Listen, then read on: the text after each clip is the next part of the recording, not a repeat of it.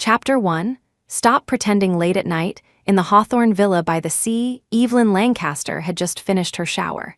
She changed into a new set of pajamas she'd bought, looked in the mirror, and felt something was still missing.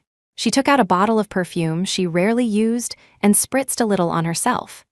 Damien Hawthorne was already asleep. She tiptoed to the bed and gently wrapped her arms around his waist from behind. But the next second, she was forcefully pushed away. The room was pitch black, but Damien's hurtful gaze felt like a branding iron searing right through her. "What do you think you're doing?" Evelyn froze, her voice trembling.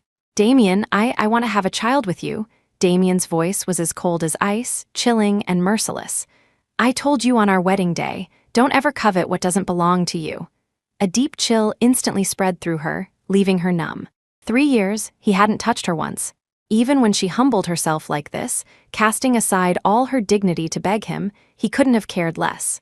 In the end, she didn't know how she made it back to her own room. The moment she lay down, tears burst forth like a broken dam. Her husband had never loved her. He had only married her to spite his first love, the one that got away, who had left for another country. Even knowing the truth, she had married him without a second thought, because she loved Damien Hawthorne. She believed that one day he would be moved by her devotion.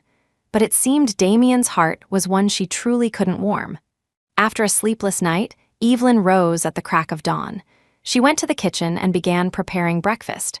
Although they had staff, she didn't want to entrust Damien's meals to anyone else. But when she had finished preparing breakfast and set the table, she learned that Damien had left long ago.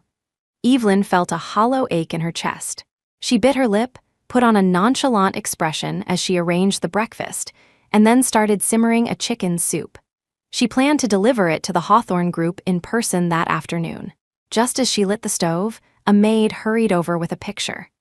"Mrs. Hawthorne, the madam says she's taken a fancy to a limited edition jewelry set and wants you to go buy it immediately." Evelyn glanced at the photo and quickly wiped her hands on her apron. "All right, I'll go right away." She rushed out the door, terrified that a delay would mean failing to buy the necklace and upsetting her mother-in-law.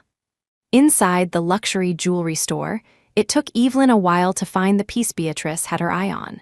Her eyes lit up with joy as she stared at the necklace in the display case. She waved at the shop assistant. "Hello, could you please take that necklace out for me to have a look?" The shop assistant sized her up, her gaze filled with disdain. "Miss, this necklace is a piece by the renowned designer Jean Antoine. It's quite expensive. Are you sure you want to see it?" Evelyn frowned in embarrassment. After 3 years of marriage to Damien, she had become the very picture of an ordinary housewife. She hadn't even changed her clothes before leaving, and the apron was still tied around her waist. She looked as disheveled as one could be. The other customers, in contrast, were wealthy socialites dripping with gold and diamonds, impeccably dressed. No wonder the assistant looked down on her. She smoothed her hair, her voice a little weaker. "Yes, I'm sure." The assistant's expression soured even more. She reluctantly took the necklace from the case and slammed it onto the counter. "You can look, but don't touch." Then she turned to her colleague and started complaining. "Some country bumpkin from who knows where. Can't afford it but has to pretend she's a big shot. Look at that riff-raff. I can smell the kitchen fumes on her from across the counter." It's suffocating. Evelyn's face burned with humiliation. She was about to pull her bank card from her pocket to buy the necklace when she found it empty. Damn it, in her rush to leave, she had forgotten her wallet. She pulled out her phone and called Damien. "Damien, could you bring me some money?" The voice on the other end was cold and heartless. "I'm in a meeting, don't call unless it's important." Chapter 2, Are you done playing around? The line went dead, leaving her standing awkwardly at the counter. The shop assistant couldn't help but sneer. "Stop pretending. If you don't have the money, don't come to a place like this to embarrass yourself. Have you looked in a mirror? Does a necklace like this really suit you?" Evelyn was furious, but she was helpless. She had never been good with words. Even when speaking to Damien at home, she often struggled to express herself. She turned and pushed the door open to leave. Behind her, the disgusted shop assistant grabbed a bottle of perfume from under the counter and sprayed it vigorously where she had been standing. "It stinks, it stinks." Evelyn's face was beet red. She could only quicken her pace. Once she reached the street outside the mall, Evelyn let out a heavy sigh. The necklace was the specific one her mother-in-law, Beatrice, had demanded. Failing to buy it today meant another lecture when she got home. As she stood there, hesitating, a black Bugatti suddenly pulled up in front of her. The door opened, and a line of bodyguards in black suits stood neatly by the car. The man in the lead had an exceptionally commanding presence. Upon seeing Evelyn, he bowed respectfully. "Miss Lancaster, the president says you've been out playing for 3 years. It's time to come home." It was Alistair's man. Evelyn took a few nervous steps back, glaring at the man in black. "You tell my brother I'm not going back. Damien hasn't fallen in love with me yet. I'm not going back." With that, she ignored the calls from behind her and ran off. 3 years ago, she had hidden her identity as a wealthy heiress to marry into the Hawthorne family. She had made a pact with her 6 brothers. If, at the end of 3 years, Damien still hadn't fallen in love with her, she would obediently return to the Lancaster family. She never expected that with 3 months still left, her eldest brother would already be sending people to get her. Returning to the Hawthorne estate, Evelyn had just pushed open the main door when a glass cup came flying at her, hitting her so hard she saw stars. "You finally decided to show your face?" Evelyn clutched her swelling forehead, looking at Beatrice in confusion. "Mother, what's wrong?" Beatrice's face was a mask of fury. She shot her a venomous glare. "You have the nerve to ask what's wrong. Did you deliberately leave the gas on to try and poison me? If the maid hadn't found it in time, you would have killed me." Evelyn froze. Only then did she remember the pot of chicken soup she had been simmering before she left, planning to take it to Damien at his company that afternoon. The boiling soup must have extinguished the flame, causing the gas to leak. "I'm so sorry, Mother. I forgot I had the soup on. I didn't do it on purpose." Beatrice's face turned livid with rage. She pointed a shaking finger at the door. "Get out, go kneel outside, and don't you dare get up without my permission." Being forced to kneel in front of the maids was an immense humiliation. Tears of grievance welled up in Evelyn's eyes. "Mother, I really didn't mean to. It was you who had Mrs. Peterson tell me to go buy the jewelry. I was in a rush, and that's why I forgot to turn off the stove." Her words only enraged Beatrice further. "So you're blaming me now?" Just as the standoff reached its peak, the front door swung open and Damien strode in, his long legs moving with a cold purpose. He saw Evelyn standing in the hall, her clothes damp, her forehead slightly red. He couldn't help but frown slightly. "What's going on?" Evelyn looked up at him with misty eyes, so overwhelmed with grievance that she didn't know what to say. Seeing Damien, Beatrice immediately launched into a dramatic complaint. "It's this pauper of a wife you married. She's trying to kill me. I told her to kneel as punishment." And she had the audacity to talk back. Damien's handsome face contorted, a chilling aura radiating from him. He glanced at Evelyn, his voice cold and carrying an authority that brooked no refusal. "Since you were in the wrong, if Mother wants you to kneel, then you kneel." Chapter 3. Never loved. Even though she knew Damien wouldn't defend her, hearing the words from his own mouth still made her heart ache as if it were splitting apart. Rain began to fall outside. Evelyn knelt alone by the door, letting the wind and rain soak her. She could still hear Beatrice's voice drifting from inside. "I just get so angry every time I see that riff-raff. Tell me, our Hawthorne family is so powerful and wealthy. Why did you have to marry a woman so far beneath our station?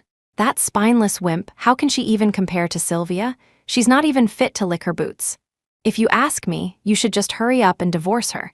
I'll arrange for you to meet some other real heiresses." Through it all, Damien didn't say another word. The wind was biting, lashing at her face like a knife, but the pain was nothing compared to the agony in her heart. In the 3 years she had been married to him, she had strived to be a good wife and a good daughter-in-law, yet she could never seem to please them. To outsiders, she was the fairytale wife who had married into a wealthy family, a sparrow turned phoenix. But only she knew that in the Hawthorne home, she was treated worse than a maid. At this point, she no longer knew if her persistence had any meaning. The voices from the living room gradually faded. She used the wall to pull herself up, a wave of dizziness washing over her. She took a moment to recover before dragging her exhausted body upstairs. She slept heavily that night and was woken the next morning by a maid pounding on her door. She struggled to get up and open it. The maid glared at her impatiently. "My goodness, Mrs. Hawthorne, do you know what time it is?" The madam said a distinguished guest is arriving today, and you need to get downstairs to welcome them immediately.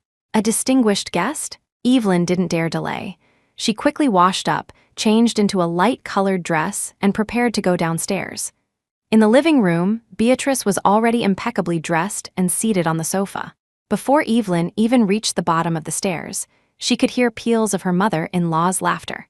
"You're so sweet with your words, but no matter how well I take care of myself, my skin can't compare to yours. Oh my, you even brought me skincare products from France." How thoughtful. Evelyn looked in the direction of the voice and saw a stunningly beautiful young woman sitting next to Beatrice. When she got a clear look at the woman's face, her heart seemed to skip a beat, and she froze in place. It was Sylvia Ross, Damien's first love. She was back. She had seen that face countless times in the photo in Damien's wallet. So even though this was the first time they had met, she recognized her instantly. She was breathtakingly beautiful. Her delicate features, with just a touch of makeup, were enough to be strikingly gorgeous. Damien was sitting right beside her, his gaze tender as they smiled at each other, making Evelyn feel like a complete outsider. When he saw her, Damien's smile vanished, replaced by the same cold expression he always wore for her. "Sylvia has returned from abroad and will be staying with us for a while. You go make the arrangements." Was he giving her an order? Bringing his ex-girlfriend into their home without her consent? The situation was beyond ridiculous. She shook her head. "I don't agree." "What right do you have to disagree?" Beatrice shot to her feet, incensed. "You didn't bring a single cent of dowry when you married into the Hawthorne family, so who are you to put on airs now? This is our house, we'll have whoever we want stay here." Sylvia glanced at Evelyn's pale face and quickly stood up to smooth things over. "It's all right, I can leave." The next second, Damien reached out, grabbed her wrist, and sat her back down on the sofa. He looked coldly at Evelyn, his gaze like a blade of ice stabbing into her chest. "If you're not willing, then let's get a divorce." Evelyn's body trembled slightly, her hands clenching into fists at her sides. She looked at Damien, unwilling to give up. "Damien, in these 3 years, have you ever felt even a flicker of affection or love for me?" Damien's stern face remained impassive. He slowly shook his head, and every word he spoke pushed Evelyn into a bottomless abyss. Never. 5 years of ardent, devoted love were utterly extinguished in that single moment. She could no longer deceive herself. She finally admitted it. Damien Hawthorne would never love her. The moment Sylvia returned, she should have understood. It was time for her, the supporting character, to exit the stage. Evelyn nodded. "Fine. Let's get a divorce." Chapter 4. Welcome home. After saying that, she turned without hesitation and went upstairs to pack her bags. She couldn't stand to be in this house for another minute. Beatrice's mocking voice followed her. "Good riddance, I've been waiting for this day. With a jinx like her out of the Hawthorne family, we should pop some champagne to celebrate." Evelyn didn't look back. She had brought nothing with her when she arrived, and she wouldn't take a single cent from the Hawthorne family when she left. After finding her documents and putting them in her bag, she quickly went downstairs. Seeing Evelyn again, Beatrice shot her an irritated glance, which then fell coldly on the bag over her shoulder. "You were rummaging around upstairs for so long, looking for jewelry, were you? After all, with your status, you'll never be able to afford jewelry in this lifetime." Evelyn's lips curved into a cold smile. She held her bag out to her. "You can check it. I've already taken off the wedding ring and left it on the table. Apart from my documents, I haven't taken anything." For some reason, seeing Evelyn agree to the divorce so readily made Damien's chest feel tight, as if a stone were lodged there. The heavy, stuffy feeling was deeply unsettling. He pushed away the bag Evelyn offered, his handsome face twisting into a knot, his cool voice taking on an even colder edge. "That's not necessary.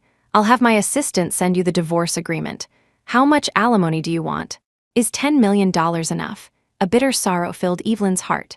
The Lancaster family's standing in the capital was immense. When had she ever been short of money? Only the Hawthorns would think that she, Evelyn Lancaster, was a pauper. She shook her head. Beatrice's expression immediately changed.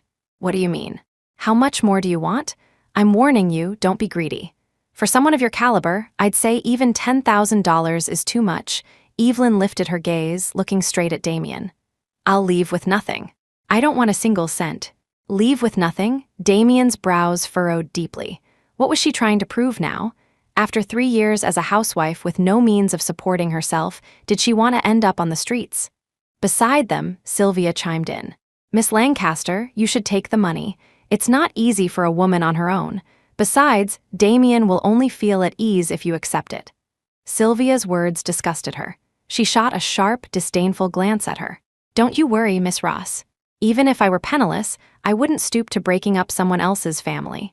Her retort left Sylvia speechless and embarrassed. Damien was even more surprised. The usually docile and obedient Evelyn could be so sharp-tongued. His eyes flashed with anger, and his next words were merciless. You'd better not regret this, Evelyn turned away coldly. Don't worry, I will have no regrets. With that, she pushed open the door and walked out without a second thought. Once she reached the main road outside the villa complex, she took out her phone and dialed a familiar number. When the call connected, her tears finally broke free. Alistair, I want to come home. On the other end of the line, Alistair Lancaster sat at the president's desk of Apex Conglomerate, his handsome face grim and cold. After comforting Evelyn, he immediately took out his phone and sent a message to a group chat. Little Seven is coming back. Everyone, let's go pick her up now. The group chat instantly erupted with responses. Ethan Lancaster, Roger Leo Lancaster, Roger Elliot Lancaster, Roger Caleb Lancaster, Roger Miles Lancaster. Roger 20 minutes later, a Lincoln as black and shiny as obsidian appeared at the end of the road. It was followed by a fleet of dozens of top-of-the-line Ferrari sports cars of various colors and models, serving as its escort. The cars stopped smoothly in front of Evelyn. The doors opened, revealing 6 extraordinarily handsome and distinguished faces. Little one, you're finally willing to come home? Chapter 5. The heiress returns no matter how strong she was in front of others. When she saw her brothers, she was still the little girl who could be spoiled. Evelyn threw herself into Miles Lancaster's arms, her small face streaked with tears. Brothers, why are you all here? She and Miles were close in age, so they had the best relationship. Her eldest brother, Alistair Lancaster, was in charge of all the industries under the Lancaster banner. He was decisive and ruthless in the business world. The mere mention of his name commanded respect. Her second brother, Ethan Lancaster, was an ace pilot for a major airline. Her third brother, Leo Lancaster, had entered the entertainment industry at 15 and was now a famous, top-tier movie star.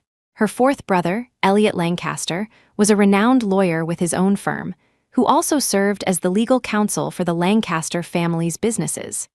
Her fifth brother, Caleb Lancaster, had built his own successful company abroad, which now collaborated with Apex Conglomerate, showing shades of Alistair's business acumen. Her little bro, Miles Lancaster, was a brilliant hacker who had never revealed his true identity to the public. The Lancaster family was one of the most powerful and respected in the capital. A company like the Hawthorne Group was nothing in comparison.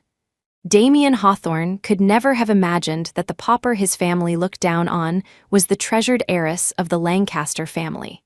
Miles opened his laptop, his long fingers flying across the keyboard. A moment later, he looked up confidently. Done, Evelyn looked at him, confused. Little bro, what did you do? Miles gave a mysterious smile. Just hacked the nearby surveillance, that's all. I'd rather not have certain people know my sister's whereabouts. When the others learned what Evelyn had endured over the years, the car erupted. Her brothers were all fuming, clenching their fists, wishing they could tie up that scoundrel Damien Hawthorne and teach him a lesson right then and there. The only daughter of the Lancaster family, their precious treasure they had doted on since childhood, had been treated like this. The thought alone was enough to make their blood boil. That bastard mistaking a pearl for a fisheye, he'll live to regret this. Alistair, you have to hit him where it hurts in the business world, bankrupt him immediately. Everyone was talking at once, except for Alistair. His gaze was heavy as he looked at Evelyn, his voice steady and cool. Do you see your mistake now? Alistair's stare sent a chill down her spine. Growing up, he was the brother she feared the most. Despite his exceptionally handsome face, he was stern and old-fashioned. When she was a child and refused to eat, the maids only had to say that the young master was back, and she would immediately sit at the table and obediently shovel food into her mouth. So now, seeing that serious look in Alistair's eyes, how could she dare not admit her fault? I was wrong. The other brothers wanted to plead for her, but one look at Alistair's face and they sheepishly closed their mouths. Alistair was silent for a long moment before finally reaching out and gently patting her head. "It's good that you're back. No more willfulness. Starting tomorrow, you'll come work with me at Apex Conglomerate." The thought of working under his watchful eye made Evelyn's head spin. Miles stepped in to smooth things over. "All right, big bro Al, little Seven just got back. How about we all have dinner at the Whispering Pavilion tonight to welcome her home properly?" Everyone agreed, and the driver took them directly to the Whispering Pavilion. At the entrance, Evelyn realized she had forgotten her jacket. She told her brothers to go in first while she went back to the car to get it. Just as she retrieved her jacket and was about to head inside, someone called out to her from behind. She turned around and saw Damien, Sylvia, and Beatrice standing before her. Chapter 6. A complicated relationship. Seeing Damien, Evelyn was momentarily dazed. Even though she knew she had drawn a clear line between them, seeing him again still sent pangs of pain through her heart. Beatrice strode forward furiously, pointing a finger at her nose. "I have never seen such a shameless person. What, are you following us all the way here now?" Evelyn was taken aback, then realized Beatrice had misunderstood. The thought was both infuriating and laughable. In her eyes, just how low could a person sink? Beatrice's sharp, cutting words continued to ring in her ears. "You personally agreed to the divorce and to leave with nothing. Are you trying to go back on your word now?" She glanced at Damien. He was dressed in a casual black outfit today, simple yet composed. Sylvia stood by his side, and they did look like a perfect match. Beatrice's words couldn't hurt her, but the sight of Damien and Sylvia together truly wounded her heart. Noticing her lingering, reluctant gaze, Beatrice's internal alarms went off. She gave Evelyn a hard shove. "What are you looking at? Are you still trying to cling to our Damien? Let me tell you, as soon as your divorce is finalized, Damien is getting engaged to Sylvia. Even if you begged to come back to the Hawthorne family now, it would be impossible. Look at yourself. How can you compare to Sylvia? She comes from a privileged family, studied abroad, and is 1,000 times better than you. If you know what's good for you, get lost." Evelyn sneered inwardly. Just as she was about to retort, a familiar, handsome figure suddenly stepped between them, pulling her slightly into his embrace. "Let's go in. They're waiting for you to order." She looked up into Miles's deep, vast eyes and simply nodded without a word. Led by a waiter, the two of them walked directly towards the VIP room at the back. Beatrice stood by, her eyes wide with shock. The Whispering Pavilion was one of the capital's top Chinese restaurants. Not only was it expensive, but reservations were also required well in advance. How could someone like Evelyn afford to eat here? Behind her, Damien's face had turned ashen the moment he saw Miles. Sylvia chose that moment to whisper, "That man just now was dressed impeccably. He seems to have quite a background. Miss Lancaster looks so intimate with him. It doesn't seem like they just met." Beatrice chimed in. "I knew she was no good. She's already latched onto a new connection this quickly. Who knows if she was already fooling around with this man during her marriage?" The fire in his brow instantly blazed hotter. What a piece of work, that Evelyn Lancaster. She had agreed to a divorce 1 minute and was in another man's arms the next, and to think he had felt a shred of guilt towards her. Now it seemed completely unnecessary. Inside the VIP room at the Whispering Pavilion, Miles didn't mention the encounter with Damien to the others. He just kept his head down, focused on something on his laptop. Evelyn tried to sneak a peek, but he playfully blocked her view. Company secrets, little kids shouldn't be nosy. Evelyn couldn't help but glare at him. Only her brothers still treated her like a child. That night, back at the Hawthorne estate, Damien's brow furrowed involuntarily whenever he recalled the scene he had witnessed earlier. When had his plain, honest wife gotten to know such a distinguished man? And he had been kept completely in the dark. At that thought, he found himself walking toward Evelyn's room. Chapter 7. The room didn't have many things, but it was impeccably neat. She really had taken nothing with her. The wedding ring sat quietly in a corner of the desk. Next to it was a beautifully wrapped box. Damien walked over and opened it. Inside was a finely crafted watch that looked quite valuable. There was also a card in the box. "Damien, happy birthday," a jolt went through his chest. He only then remembered that his birthday was less than a week away. This was a gift she had prepared for him in advance. but she had been a housewife in the Hawthorne home for 3 years. She had arrived with nothing, and the money on the bank card he gave her was untouched when she left. Where did she get the money for this? Countless doubts swirled in his chest, making him extremely agitated. Damien walked to the window and lit a cigarette, his long fingers tightening around the card, crumpling it in his palm. He then picked up his phone and called his assistant. "I need you to run a background check on someone." He received a call back shortly after. His assistant's voice sounded nervous on the other end. "Sir, all of Mrs. Hawthorne's personal information has been completely erased. There's not a single trace to be found. Do you happen to have a photo of her? Perhaps I could try a reverse image search." Damien's frown deepened. All her information erased, as if she had never existed. How did he not know Evelyn had such capabilities? A photo, Damien pondered. In 3 years of marriage, he didn't have a single picture of Evelyn. They had registered their marriage hastily and hadn't even taken wedding photos. He walked out of the room, his mind in turmoil, and ran right into Sylvia, who was rushing towards him with a laptop. "Damien, something's happened." Sylvia thrust the laptop in front of him. "The news suddenly broke about your divorce, and it's saying I was the other woman who wrecked your marriage. The negative press is exploding, and now netizens are boycotting all of the Hawthorne Group's products." Damien's face darkened. He took the laptop and scrolled through the screen. The 2 words "to timing get" immediately jumped out at him. He, Damien Hawthorne, was a prominent figure in the capital. Which media outlet had the audacity to publish such a malicious and slanderous story about him without his permission?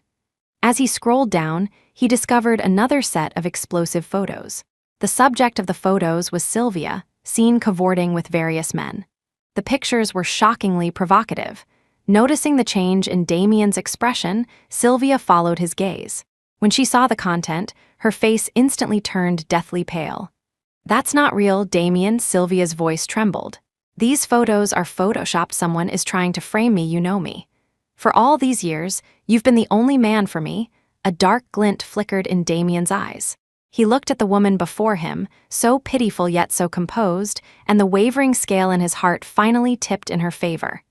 "I believe you." He should believe her. They had known each other for so many years. He knew what kind of person Sylvia was. In contrast, he didn't know Evelyn at all. Chapter 8. None of your business. Seeing that Damien didn't doubt her, Sylvia secretly breathed a sigh of relief. She looked at the news article and muttered to herself, "Right now, only Miss Lancaster knows about the divorce. Could she have sold the story to the press to get back at us? Even if we were in the wrong, she can't use such dirty tricks to slander me." At the mention of Evelyn, Damien's chest felt as if it were being crushed by a giant rock. He picked up his phone and called his assistant. "What's going on with the news today? Tell the PR department to get this story buried within 10 minutes. The assistant's voice trembled on the other end of the line. "Sir, the media outlets are saying their systems were hacked. They won't be able to restore them until tomorrow morning at the earliest." Damn it, a full day on the trending topics list would make this known to the entire city. He stared out the window with a dark expression. Suddenly, his phone buzzed with a new text message. He unlocked the screen. A message from an unknown number popped up. "Mr. Hawthorne, City Hall, tomorrow at 3 p.m. Please don't be late." Damien's face was ashen. He tore the crumpled birthday card into tiny pieces. The next afternoon, Evelyn arrived at City Hall early. Damien, who was usually punctual, was late. Neither of them said much. They went through the procedures mechanically, and just like that, their 3-year marriage came to an end. From beginning to end, Evelyn never once looked at him. As they were leaving City Hall, Damien suddenly called out to her. "What is your relationship with that man?" Evelyn's breath hitched, and she stopped in her tracks. "None of your business." "None of his business." Damien's voice grew colder.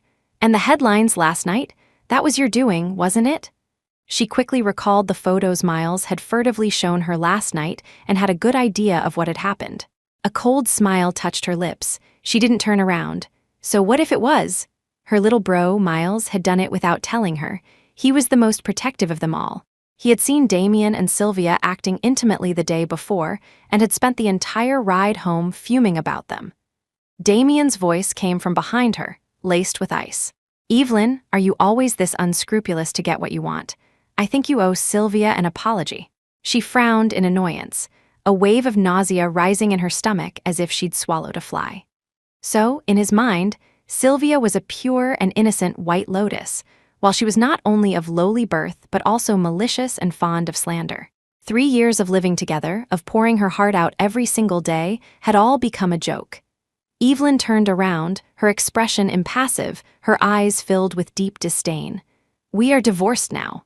For you to ask me for an apology, who do you think you are?"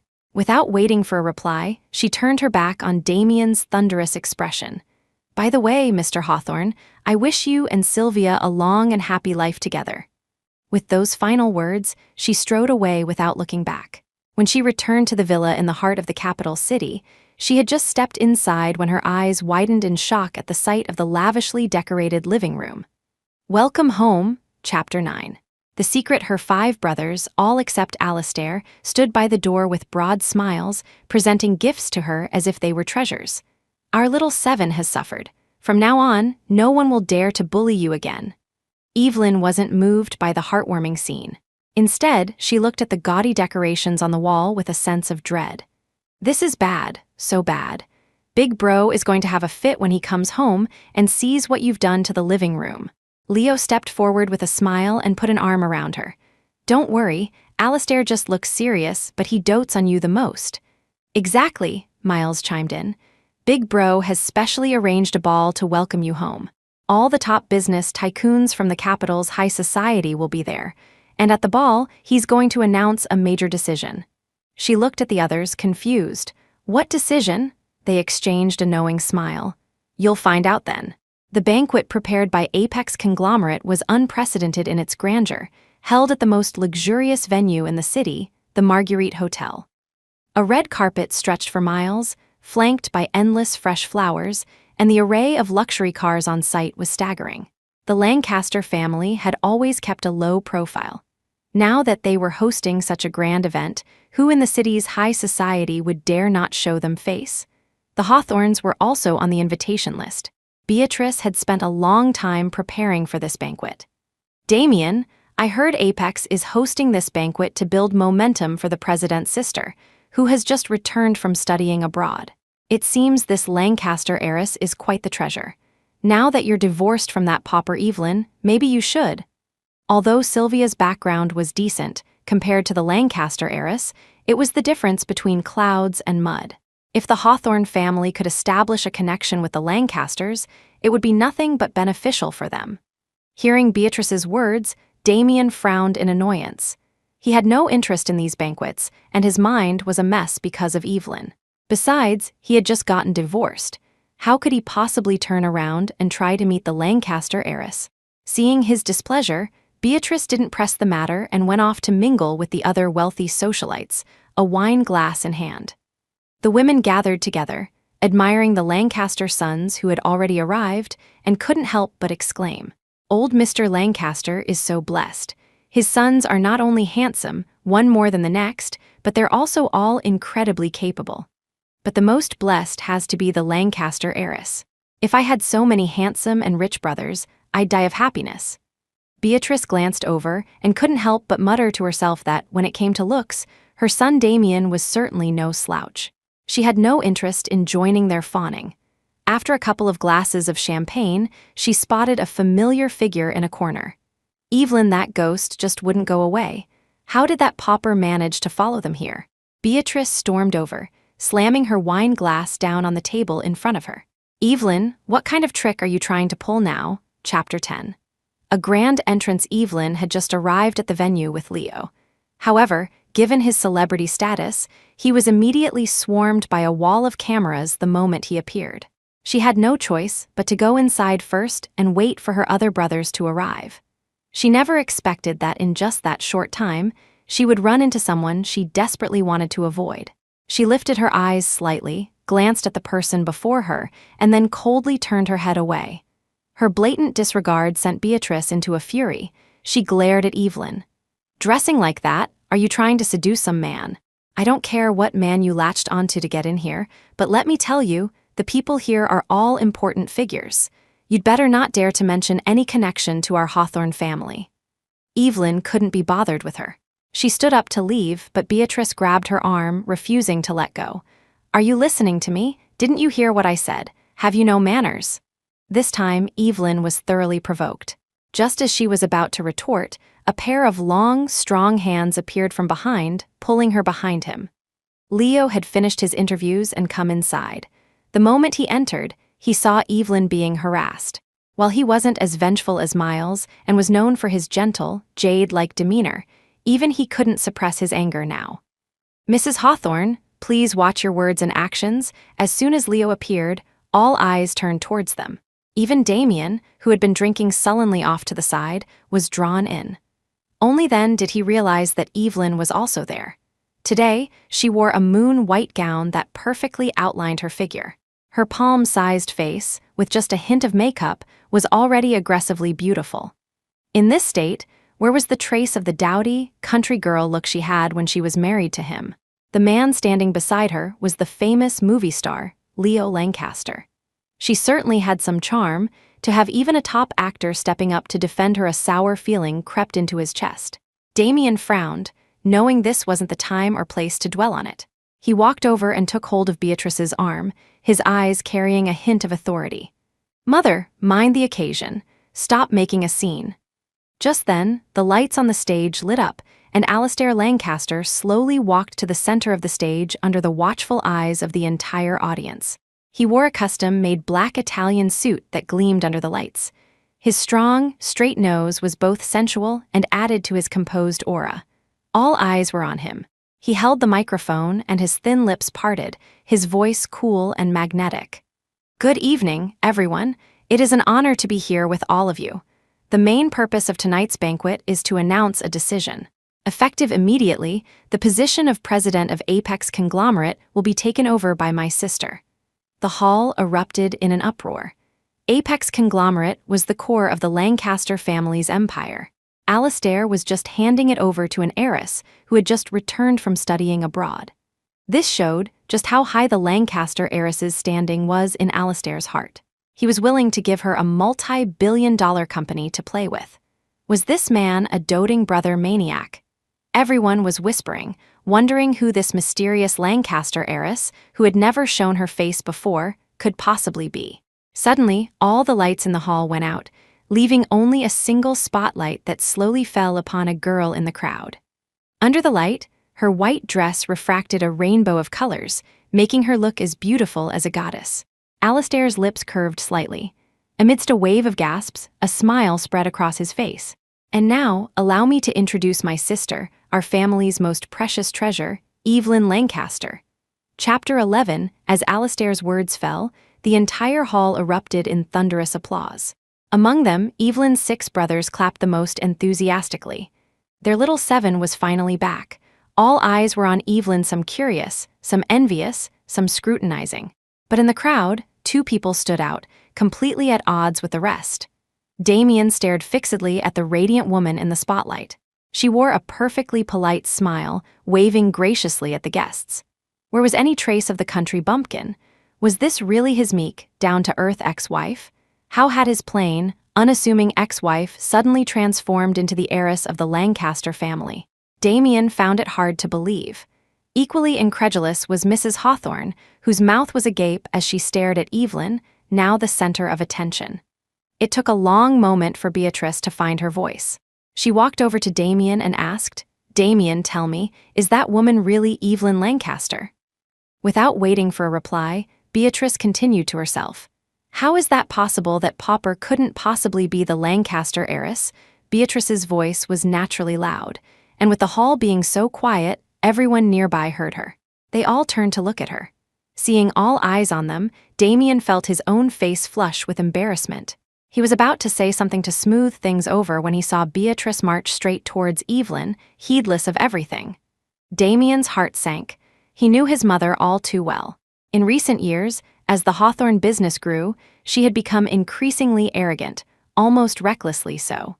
Since his father's death, Beatrice's sole focus had been on latching onto more powerful connections. Bullying the weak and fearing the strong was her standard operating procedure. To put it bluntly, his social climbing mother was utterly clueless. He had no idea what kind of scene she was about to make. Beatrice pushed through the crowd, walked right up to Evelyn, and took her hand. Her face was plastered with a phony smile. "Evie, dear, I just found out you're the Lancaster heiress. Why were you so distant? Why did you hide this from your mother for so long?" Miles, the little bro, had a short fuse. He had already held a grudge against Beatrice since seeing her humiliate Evelyn outside the Whispering Pavilion a few days ago. And now Beatrice dared to cause a scene at a Lancaster family banquet. Miles couldn't hold back any longer. His tone was dripping with sarcasm. "Ma'am, do you have some kind of split personality? One second you're badmouthing our little Seven, and the next you're trying to claim kinship. Who are you? And you dare call yourself mother in front of our Evie? Are you looking down on the Lancaster family?" Beatrice was momentarily speechless, her face turning shades of red and white. She quickly recognized the man in front of her as the one who had taken Evelyn to the VIP room at the Whispering Pavilion. So he was a Lancaster, but Beatrice quickly recovered. "I am Evelyn's mother-in-law." Her declaration sent a new wave of shock through the hall. Mother-in-law? The Lancaster heiress was married? When? To whom? Seeing the guests begin to whisper among themselves, Beatrice felt a flicker of pride. "That's right. Evelyn is the daughter-in-law of our Hawthorne family." Evelyn felt a chill run down her spine watching Beatrice's fawning display. She pulled her hand out of Beatrice's grasp. In the 3 years she had been married into the Hawthorne family, Beatrice had never shown her a pleasant expression, constantly ordering her around like a servant. When had she ever addressed her so intimately as Evie? Though she had always known Beatrice was a fickle, opportunistic bully, seeing her stand there now with that sycophantic smile, Evelyn felt a wave of bittersweet irony. She must have been out of her mind for the past 3 years to think she had actually tried to win Beatrice's affection. How could a social climber like Beatrice ever like a hardworking, uncomplaining daughter-in-law? The only things she clearly liked were money and power. Chapter 12. The other guests in the hall began to whisper amongst themselves after hearing Beatrice's words. Who was this Hawthorne family? How could they have managed to marry the Lancaster heiress? The Hawthorne family wasn't particularly well known in the capital circles. They weren't like the powerful, established families, such as the Lancasters, who had deep roots and generations of wealth. The Hawthornes' wealth largely came from holding minor shares in several major conglomerates, making them small-time stakeholders. Even a sliver of the pie from these financial giants was enough to afford the Hawthornes a lifestyle unimaginable to ordinary people. But they were still a long way from true high society. Most of the guests present were from families who were longtime friends or business partners of the Lancasters. The class difference was so vast that it was natural for them not to have heard of the Hawthornes. Alastair had invited Damien and Beatrice with the intention of making them understand just how foolish they had been for the past 3 years, mistaking a pearl for a fish-eye. But he hadn't expected Beatrice to cause a public scene. Evelyn and Damien's 3-year marriage was a secret, a scar that Evelyn and the Lancaster family were unwilling to touch. But this Mrs. Hawthorne not only failed to understand Alastair's intention, she even had the audacity to try and use it to climb the social ladder. Alastair had heard bits and pieces about the things Beatrice had done to Evelyn over the past 3 years. As the eldest brother and the head of the Lancaster family, Alastair's personality was typically aloof and authoritative. Although he was always strict with Evelyn, it didn't mean he loved her any less than his other brothers. Quite the opposite, Alastair was the most protective of them all. Seeing the atmosphere turn tense, Alastair stepped forward and pulled Evelyn behind him. When Beatrice saw Alastair approaching, her smile became even more fawning, and she even tried to extend a hand to shake his. Alastair maintained a slight distance, his expression indifferent but polite. "Ma'am, my sister is currently single. Please refrain from spreading rumors here." Hearing Alastair's words, the guests' gazes towards Beatrice turned even more contemptuous. The Lancaster family's status wasn't something just anyone could try to cling to. Finding herself the target of everyone's scorn, Beatrice panicked, her polite facade crumbling. She tried to grab Evelyn but was blocked by Alastair.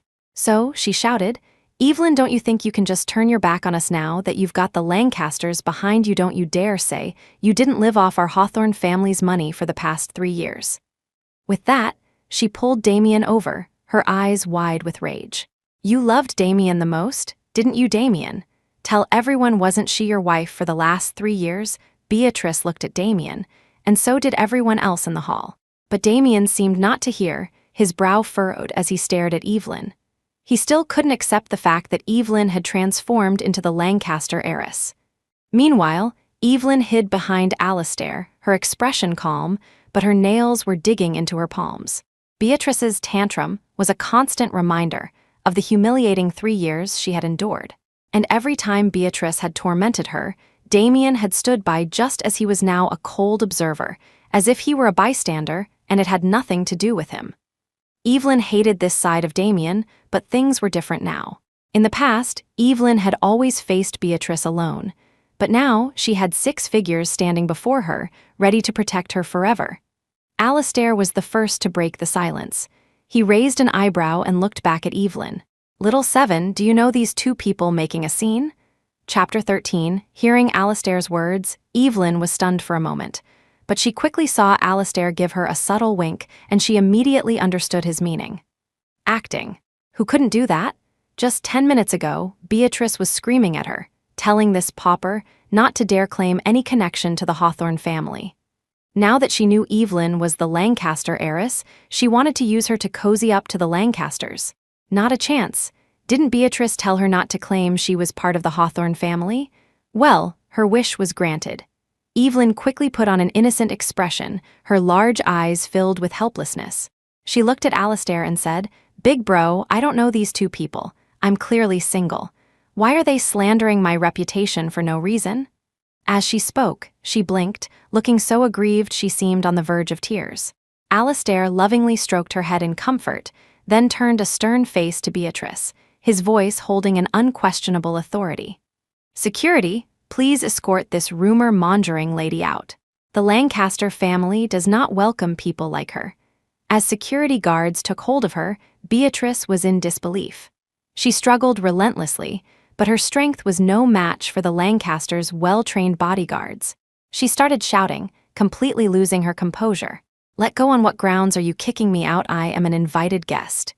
"Evelyn, you ungrateful wench, how dare you turn your back on me? Damien, save me." Her further words were lost as she was dragged away. After that commotion, the expressions on the guests' faces were quite colorful. But they all unanimously concluded that Beatrice was a delusional woman trying to latch onto the powerful. After all, the gap between the Lancaster and Hawthorne families was a world apart. How could the precious Lancaster heiress possibly marry down into the Hawthorne family? Soon enough, the Hawthorne name, and Beatrice's in particular, would be the talk of the elite circles, but only as a laughingstock. Damien remained standing in place, silent. This vibrant and endearing version of Evelyn was a stranger to him. He was only now realizing that he had never truly known this woman. He looked at Evelyn and finally spoke. "Evelyn," before he could finish, Alistair cut him off. Alistair blocked Damien's view of his sister, his tone tinged with displeasure. "Mr. Hawthorne, you are not welcome here either. You should probably go and check on Mrs. Hawthorne." Damien was silent for a moment. Seeing that Evelyn had no intention of acknowledging him, he frowned and turned to leave. Evelyn watched Damien's retreating back, realizing she still couldn't face him with complete calm. She thought to herself that she would need more time to completely let go of the past. Beatrice was unceremoniously escorted out of the hotel by the bodyguards. After they were a safe distance away, they released her. Beatrice was hysterical. "Who do you think you are, daring to treat me like this?" But the 2 bodyguards quickly re-entered the hotel, closing the doors behind them, leaving Beatrice alone to stomp her feet in the cold. It was late autumn, and Beatrice, dressed in a sleeveless evening gown, shivered in the cold wind. Her once exquisite makeup was now smudged from the struggle, making her look utterly disheveled. Beatrice was usually domineering, but she was, in reality, a thoughtless woman. When her husband was alive, she relied on his power. Now that he was gone, she leaned on her son. She was arrogant, believing her son was the best man in the world, deserving of everything. Thus, she looked down on everyone, foolishly thinking her son could handle anything, oblivious to the fact that there were always bigger fish in the sea. In the vast ocean of the upper class, they were nothing more than ants. Without someone to cling to, she was fragile. Just as Beatrice was wondering what to do, the hotel doors opened again, and Damien walked out. Chapter 14. Beatrice saw him as a lifeline and quickly rushed over, first with blame. "Damien, why didn't you back me up in there?" But before Damien could answer, she asked eagerly, "So, did that hussy Evelyn admit to her relationship with you? I can't believe we were fooled by that hussy all this time. Seeing her in those cheap clothes, I thought she was some country bumpkin. I never imagined she was the Lancaster heiress. Originally, I was thinking of finding a way to set you up with the Lancaster heiress. I never thought the heiress would be Evelyn. It's like it fell right into our laps. Damien, listen to me. Evelyn loves you so much. If you just sweet-talk her a little, she'll definitely come running back to you and remarry you. Then our Hawthorne family will be connected to the Lancasters, and we won't have to worry for the rest of our lives. Maybe we can even trick them out of a hefty dowry. The Lancasters have more money than they know what to do with anyway. Damien, what do you think?" Beatrice grew more and more excited as she spoke, her face animated as she laid out her plans, completely oblivious to Damien's darkening expression. Mother Damien cut her off sharply. He used to think Beatrice was just a bit greedy, not fundamentally a bad person. But he never imagined she would now ask him to use Evelyn to plot for the Lancaster family's fortune. Damien didn't love Evelyn. He had married her purely to spite Sylvia. He had laid all this out for Evelyn before they got married. But that foolish woman, with some unknown courage, had still married him without a second thought. Did she really think she could move his heart? But thinking back, Evelyn had indeed fulfilled her duties as a wife for the 3 years she was married to him. For 3 years, she had worked tirelessly as a housewife, keeping the house in impeccable order. No matter how Beatrice picked on her or made her life difficult, Evelyn never once bothered him with their mother-in-law-daughter-in-law conflicts. She just silently endured it all. In these 3 years, Evelyn had done nothing wrong. It seemed she just loved him very much. She loved him with all her might, without reservation, as if she would do anything for him. Even though he had never once appreciated her efforts. In Damien's few memories of Evelyn, she always seemed to be looking at him with a hopeful yet timid expression. Every time Evelyn looked at him, her eyes held a love that Damien couldn't comprehend. But all she got in return was Damien's indifference and disdain. At first, Damien thought Evelyn was just after his money. Before the marriage, Damien had told her, "The Hawthorne family can give you anything you want, except for love." This, of course, included money. So, it wouldn't have been out of place for Evelyn to spend his money. But the supplementary card he gave her was returned untouched. At first, Damien thought it was some kind of play hard to get tactic, especially when she insisted on leaving with nothing. Only now did Damien understand. It wasn't a tactic, she simply didn't need it. The Lancaster heiress, how could she possibly be short of money? Money was the one thing she had in abundance. Thinking of this, Damien suddenly realized he might have been too harsh on Evelyn over the years. It was he who had needed her in the first place, yet he had never shown her a kind face. For 3 years, it had been Evelyn who had given to him unconditionally. A belated sense of guilt washed over Damien's heart. Beatrice was stunned by Damien's shout, but quickly asked, "What's wrong? Just tell me." Damien found Beatrice's loud shouting unbearable and started walking towards the parking lot. After finding his car, Damien got into the driver's seat, and Beatrice quickly slipped into the passenger seat. "Damien, tell me, what on earth is going on?" Chapter 15. Mother, it's come to this. Let's not get entangled with the Lancaster family anymore. Haven't you seen their attitude? They're not budging. Don't expect to get any money from them.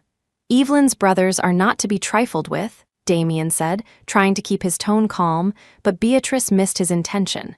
Her voice rose even higher. "Let it go. How can we let it go? Evelyn lived in our house, used our resources for 3 years. We can't just let it go like that. She must have spent a fortune of our family's money over these 3 years. Evelyn never touched the money I gave her." Hearing this, Beatrice was taken aback. "What do you mean? She never used it. You mean she was using her own money?" When Damien confirmed it, Beatrice paused for a moment, then continued to argue. "Well, we can't let her live in our house for 3 years for free. She has to pay back what she owes."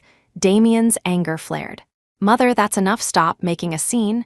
Beatrice had never seen Damien get angry with her before and was momentarily stunned into silence. "In the 3 years Evelyn was married into our family, we never gave her a moment's peace. We're lucky the Lancaster family isn't coming after us for it. You need to stop adding to the trouble. I've heard about how you've been tormenting Evelyn these 3 years. I'll find a time to send a gift to the Lancaster family as an apology.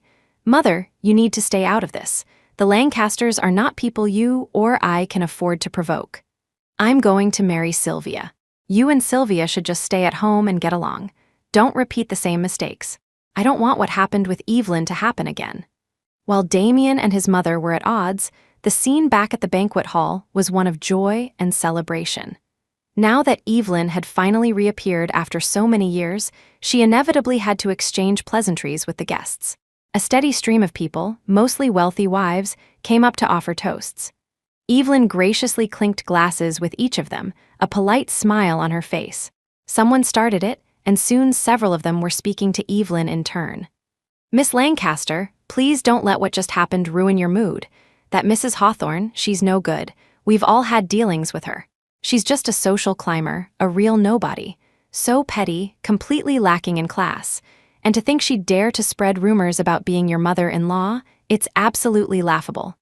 Exactly. No one who knows her likes her. She acts as if her son is some great prize, looking down on everyone. And then she has the nerve to cozy up to me, without even considering if her son is worthy of my daughter. It's infuriating. Miss Lancaster, in the future, you shouldn't invite such low-class families to your events. It's just bad luck we know the Lancasters are generous and willing to make friends, but you still need to be discerning. Evelyn smiled but said nothing, listening to their complaints with a polite nod of acknowledgement. Although she knew they were saying these things to stand up for her, she still felt a bit suffocated. Every person here was a constant reminder of how foolish her past actions had been. For what she thought was love, she had hidden her identity to marry Damien, only to end up with nothing but scars, having only moved herself. Evelyn even felt a sense of relief that Damien had never given her any response. If he had shown her even the slightest bit of affection, she feared she would have clung to those few sweet moments and wasted away in the Hawthorne household. Evelyn shuddered to think what would have happened if Damien had found out she was a Lancaster and deliberately manipulated her just to get close to her family's connections. Thankfully, she was completely awake now. Now that she was back with the Lancaster family, under the protection of her 6 brothers, she would never make the same mistake again. Chapter 16. After lingering in the ballroom for a while, Evelyn excused herself, claiming she couldn't handle her liquor, and retreated to the lounge. Finally away from the bustling crowd, Evelyn let out a long sigh of relief. Soon after, her little bro, Miles, came in. Seeing her weary expression, he couldn't help but worry. "Little Seven, are you all right?" Evelyn shook her head. "I'm fine, little bro. I'm just a little tired." In the 3 years she had spent at the Hawthorns, Damien had never once taken her out, let alone to a banquet like this. It had been too long since she had faced so many high society figures in such a setting, and Evelyn felt a bit overwhelmed. It seemed that 3 years at the Hawthorns had caused all her once fine qualities to regress, which was not a good thing. Miles grew anxious. "Then should I take you home to rest?"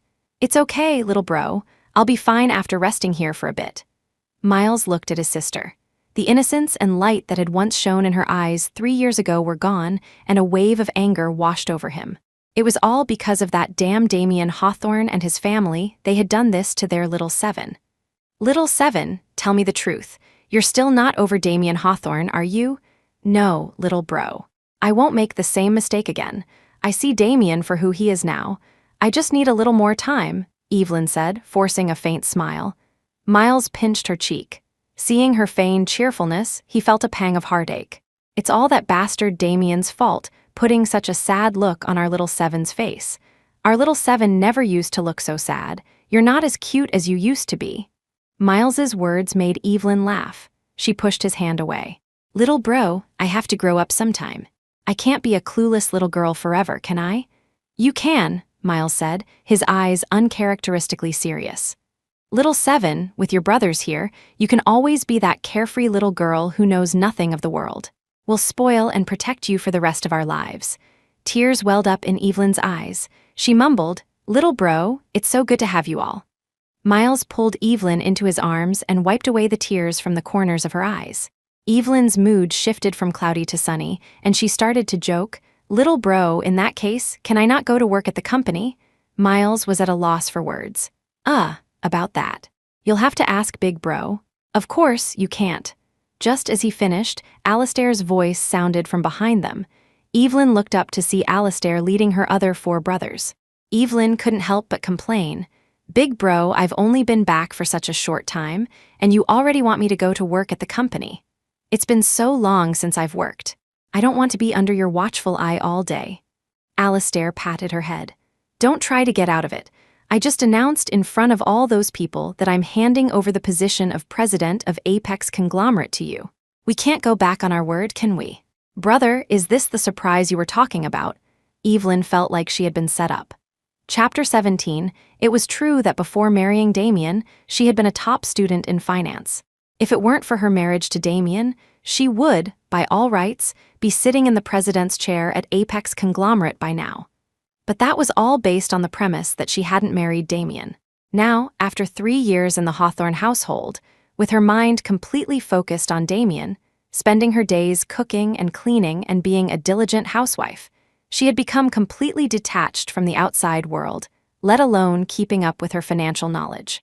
At this point, even if Evelyn hadn't forgotten everything about finance and management, she had forgotten at least 70 to 80% of it. She couldn't even grasp the current market trends, so how could she possibly take on the role of president of Apex Conglomerate? Evelyn disliked the feeling of being pushed into something she wasn't ready for, and at the same time, she felt inadequate. She was just a novice now, and she didn't dare to use her family's multi-billion-dollar company as a training ground. Starting as a junior employee would have been more appropriate. You don't just finish the tutorial and immediately face the final boss. Though Evelyn knew her 6 brothers doted on her, she couldn't joke around with the company. After all, Apex Conglomerate had tens of thousands of employees whose livelihoods could be at stake because of a single decision she made. She couldn't bear that responsibility. Evelyn's expression turned serious. She looked at Alistair solemnly and said, Big Bro, I know you care for me and want to give me a chance to grow, and to help me find something to do to distract myself. But in every aspect right now, I'm not fit for the position of president of Apex Conglomerate. I am not worthy of the position, so I can't accept this hot potato you're handing me. Seeing Alistair remain silent, Evelyn quickly gave Miles a look, hoping he would put in a good word for her. But Alistair just smiled. Little 7, how come after 3 years away, you've become less daring than you were before? The you from 3 years ago would have accepted this challenge without hesitation. Little 7, being so timid is not like you. Don't worry, Big Bro will teach you step by step. I won't let you fail. Only when you're ready will I feel at ease handing Apex over to you. Besides, the Lancaster family has so many other businesses that need my attention. Little 7 needs to help her brother share the burden, right? Miles also chimed in. Exactly, Little 7. With Big Bro guiding you, what are you afraid of? Becoming the president of Apex Conglomerate has always been your dream, hasn't it? Now that your dream is coming true, you should be happy. But hearing them say this, Evelyn's face showed no sign of joy. Yes, becoming the president of Apex Conglomerate has always been my dream. But I hope to achieve it through my own hard work. Clearly, that's not the case now. I haven't been involved in the company's affairs for 3 years. Right now, I might even be less qualified than a new hire. Even with Big Bro teaching me, it's like trying to dig a well when you're already thirsty. So, please forgive me, brothers, but I can't accept your kind offer. I want to go back to school for a while before I return to work at Apex Conglomerate. Hearing Evelyn's words, Alistair fell silent for a long moment. Evelyn grew nervous. Ever since she was a child, she had feared this brother the most. Despite his handsome face, he was stern and old-fashioned. He was like a father figure to her, but she was more afraid of Alistair than her actual father. And Alistair's personality was extremely authoritative. Once he made a decision, it was very difficult to change. Now, Evelyn's heart was pounding. Though she had made her case eloquently, she wasn't sure if Alistair would relent. So she added one last sentence. Big Bro, give me 2 years. I want to go abroad to study for 2 years, then come back to take over Apex Conglomerate. Chapter 18. Alistair frowned, finally making a decision. Little 7, I can agree to let you go abroad for further studies, but I can only give you 1 year. Although Apex Conglomerate is the core of the Lancaster family business, As the manager of all the industries under the Lancaster Group, I have many other things to attend to besides Apex. Little 7, I've already let you play outside for 3 years. Shortening your study period from 2 years to 1 is a small punishment. Don't blame your big brother. Evelyn nodded. I won't. Big bro is doing this for my own good. 1 year is 1 year, I won't blame you. Her 5th brother, Caleb, came forward and ruffled her hair. Little 7, when you're studying abroad, your 5th brother will look after you. Come to my company often and learn from me. You'll definitely pick up a lot. Her 2nd brother, Ethan, also said, That's right, little 7. Once you decide which country you're going to, I'll take on more flight routes there. Your 2nd brother will come and visit you. Her 3rd brother, Leo, added with a smile, Right, and I can shoot some films there. Miles, not to be outdone, declared, As for me, as long as I have a computer, I can work from anywhere. Little 7, your little bro will go abroad with you. Even the usually quiet 4th brother, Elliot, spoke up. So, maybe I should open a branch of my law firm abroad. Elliot's words made everyone laugh, and the tears that had been welling up in Evelyn's eyes were replaced with a smile. It's so good to have you all. Little 7 will never leave you again, and so, the banquet ended with the 7 siblings happily returning to the Lancaster estate. Their parents, Mr. and Mrs. Lancaster, were getting on in years and had long since handed over the reins to Alastair. Still in good health, the elderly couple had embarked on a journey to travel the world, making up for lost time from their youth, traveling far and wide with great joy. Every now and then, they would send postcards back to their 7 children, filled with happy snapshots from their travels. The Lancaster family's approach to parenting had always been democratic, respecting their children's choices. They believed in letting them do what they wanted, as long as they could bear the consequences of their decisions. So, when they learned of the 3-year pact between Evelyn and her 6 brothers, they didn't react with much surprise. They simply said to Evelyn, Little 7, this is your own choice. While your mother and I don't support it, we will respect your decision. Since you've chosen to hide your identity and marry into the Hawthorne family, when things go wrong, your mother, father, and brothers won't be able to help you immediately. You'll have to stand on your own 2 feet. It might be for the best. You can gain some experience on your own for these 3 years. Since it's your choice, don't regret it. You have to bear the consequences, good or bad. Later, when they heard that Evelyn had returned hurt, though they spoke sternly, their hearts ached for her. After all, Evelyn was their youngest daughter. How could they not be heartbroken when their daughter was mistreated? So, Mr. and Mrs. Lancaster privately instructed Alastair to help Evelyn get justice. Evelyn's departure for her studies abroad was set for a month later. During that month, Evelyn would occasionally accompany Alastair to Apex Conglomerate to familiarize herself with the company's structure and workflow, which would help her with more targeted studies and research abroad. During her breaks, she would sometimes go out with Miles or follow Leo to various events to broaden her horizons. Leo had been in the entertainment industry since he was 15 and was now a top-tier movie star. Evelyn followed him to many new and exciting film sets. During her time back with the Lancaster family, Evelyn's life was completely filled with work and entertainment, leaving her no time to think about Damien. Plus, since the banquet, Damien and Beatrice had not bothered her again, so she had almost forgotten about them. It wasn't until the final week before Evelyn's departure that Miles reminded her, Little 7, if there's anything you haven't done, you should do it now.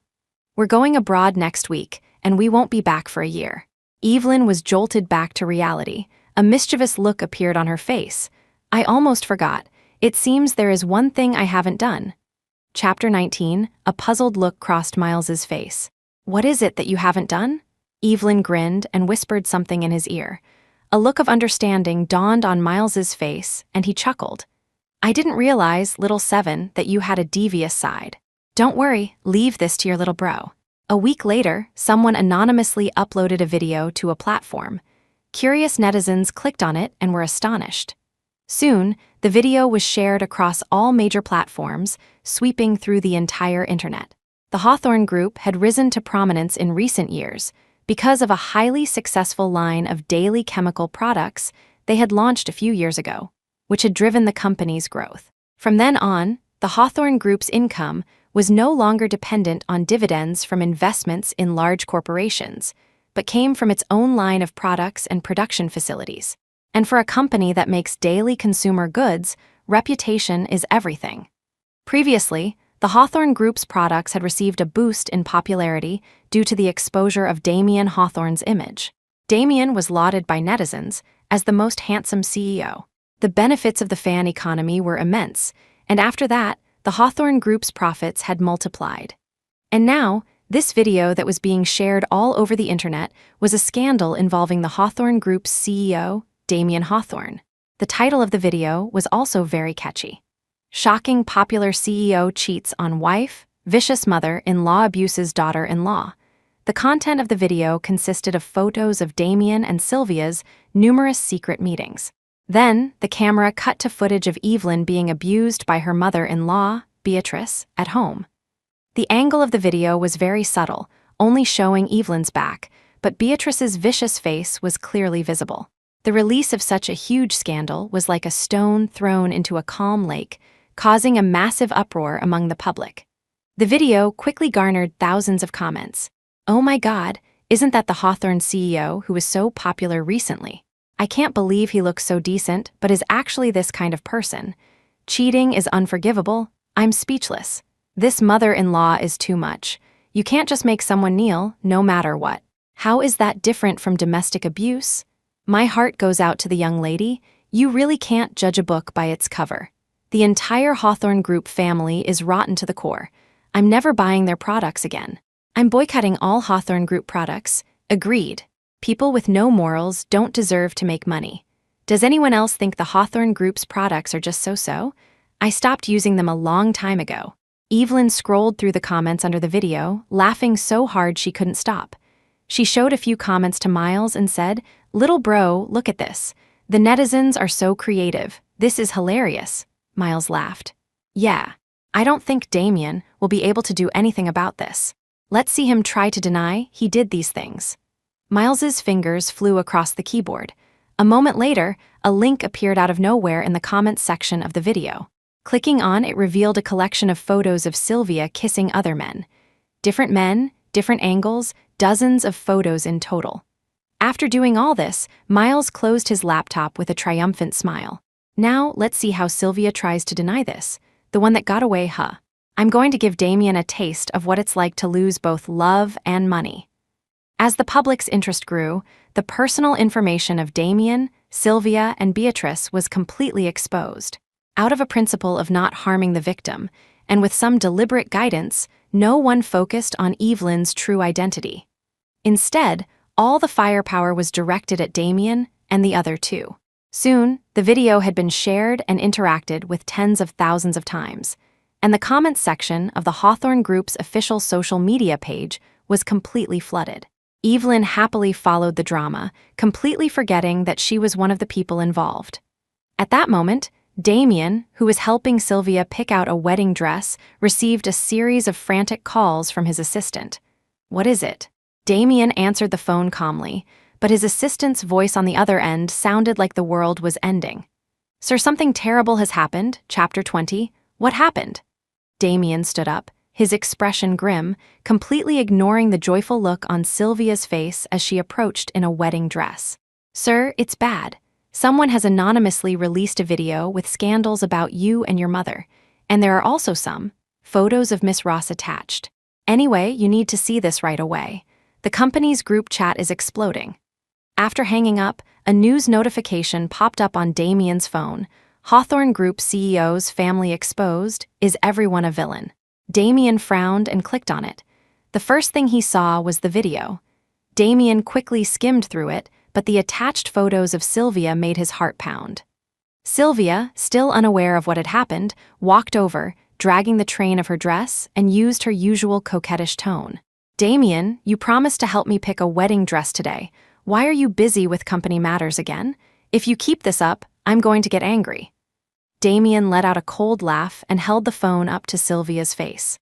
"Then before you get angry, why don't you explain these photos to me?" Sylvia looked at the phone screen and screamed as if she had seen something terrifying. How do you have these?" Realizing she had slipped up, Sylvia quickly tried to backtrack. "No. Damien, didn't I tell you last time? These photos are photoshopped. Someone is trying to frame me. Damien, you know me. For all these years, you've been the only man in my heart, don't you believe me? Damien pulled his phone back, a humorless smile on his face. Sylvia, the photos last time were nothing compared to these. And as it happens, I know one of the men in these pictures. How about I give him a call and let him clear your name? Sylvia's face turned deathly white. She grabbed Damien's sleeve and begged for mercy. I'm sorry, Damien, I was wrong. I didn't mean to. They forced me. You know, a weak woman like me, all alone in a foreign country with no power or influence. I had to obey them. But Damien, my heart has always been with you. Damien coldly pulled his sleeve from her grasp and snorted. Forced?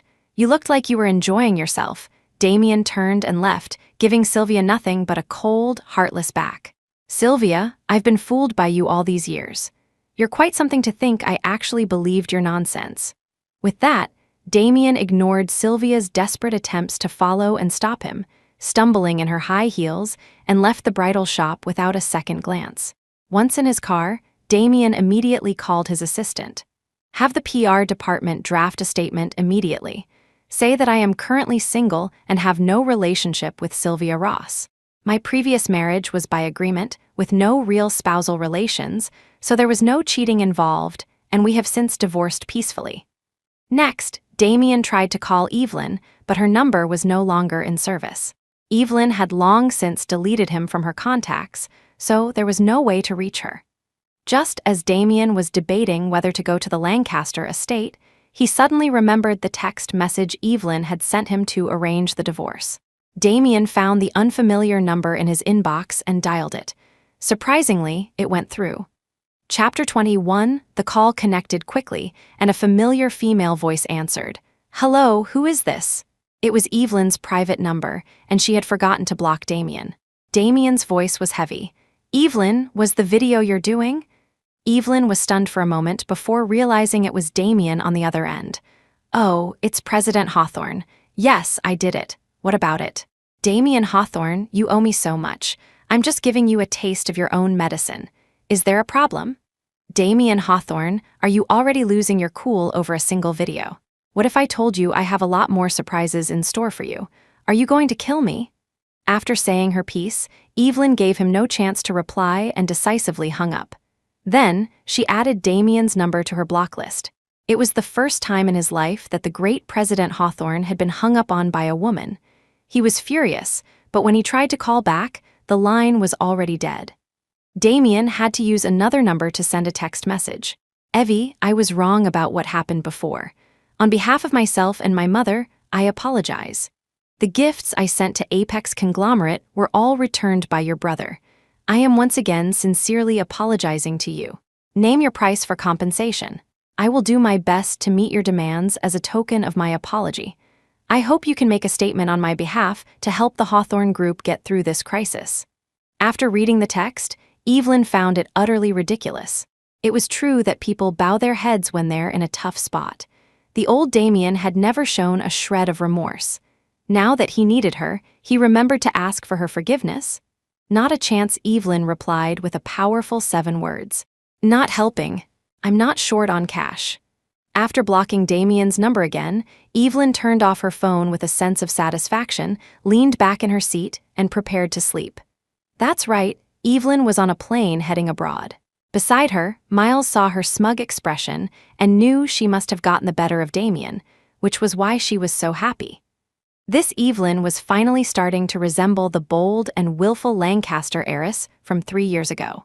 Miles smiled and shook his head, pulling down the window shade for her. Away from the troubles back home, Evelyn's life as a student abroad was surprisingly pleasant. During the day, when she had classes, Evelyn was always the first to arrive. When she had no classes, she would go to her 5th brother Caleb's company to learn from him and help with some business matters. In the evenings, she would usually go out for dinner with Miles, and they would walk home together. After getting home, she would handle some work and study matters. Life was peaceful and enjoyable. As for her love life, Evelyn had long since put the past with Damien behind her. And after a few days of intense harassment, Damien had fallen silent, which Evelyn found to be a welcome relief. This peaceful life continued for over half a year, but a small change began to disrupt Evelyn's calm existence. The reason was that recently, Evelyn had been getting close to one of the men in her class. Chapter 22, their class, though called a financial advancement program, was essentially a hub for the children of aristocrats and wealthy families. The students in the class came from increasingly prominent backgrounds, so much so that even the Lancaster family behind Evelyn didn't seem particularly dazzling in this setting. It was only now that Evelyn understood why Alastair had insisted on spending a great deal of money to send her to this advanced program. Because the people who could get into this class were either rich or noble, it was a prime opportunity for Evelyn to expand her network. Evelyn's classmates included the son of an oil tycoon, a princess from a small country, and many children of Fortune 500 executives. But there was one person whose background Evelyn didn't know, and that man was the only other person in the class who shared her nationality. Meeting a fellow countryman in a foreign land was always a joyous occasion. On the first day of class, Evelyn had noticed this man, the only one in the class with the same eye and hair color as her. Evelyn was naturally outgoing, so after class that day, Evelyn took a seat in front of the man and turned around, extending her hand. "Hello, you're from Z Country too, right? So am I. My name is Evelyn Lancaster." To her surprise, the man didn't even look up, continuing to type away on his keyboard. Evelyn thought he might not have understood, so she tried again in English, French, and every other language she knew, but he remained unresponsive. Evelyn was dumbfounded. Was this guy deaf? Not one to give up, Evelyn waved her hand in front of his face, trying to get his attention. Finally, the man reacted, speaking in fluent Z language with a surprisingly pleasant voice. "Miss, could you please stop waving your hand in front of my face? You're disturbing my work." Evelyn was taken aback. She shot up from her seat, about to argue with him, but was pulled aside by another woman in the class with blonde hair and blue eyes. "Evelyn, don't be angry. You're new here, you don't know the situation. He's always like this, he ignores everyone. Don't provoke him, you might get into trouble. His name is Cashin Chase. No one knows his family background, but I heard he's connected to the mafia," Amanda whispered in Evelyn's ear. Evelyn had never met anyone like this in her life. His arrogant demeanor was truly annoying. Hearing Amanda's words, Evelyn considered the situation and smiled at Amanda. "Thank you for telling me this, Amanda." But giving up was never in Evelyn's nature. From that moment on, she made a mental note about Cashin Chase. Over the next few days, Evelyn observed that Cashin Chase was indeed a strange person. Normally, people in this advanced program, like Evelyn, were either rich or noble and wanted to make friends and expand their network. So, after class, social activities were perfectly normal. In fact, some wealthy students often treated their classmates to meals and organized gatherings to build relationships. But this Cashin Chase was a true oddity. He arrived right on time for class and left the moment the bell rang. He was always the last to arrive and the first to leave, and he never participated in any class activities. And no one found this strange. Chapter 23, if it weren't for Amanda's words, Evelyn would have thought she was hallucinating. Was she the only one who could see Cashin Chase?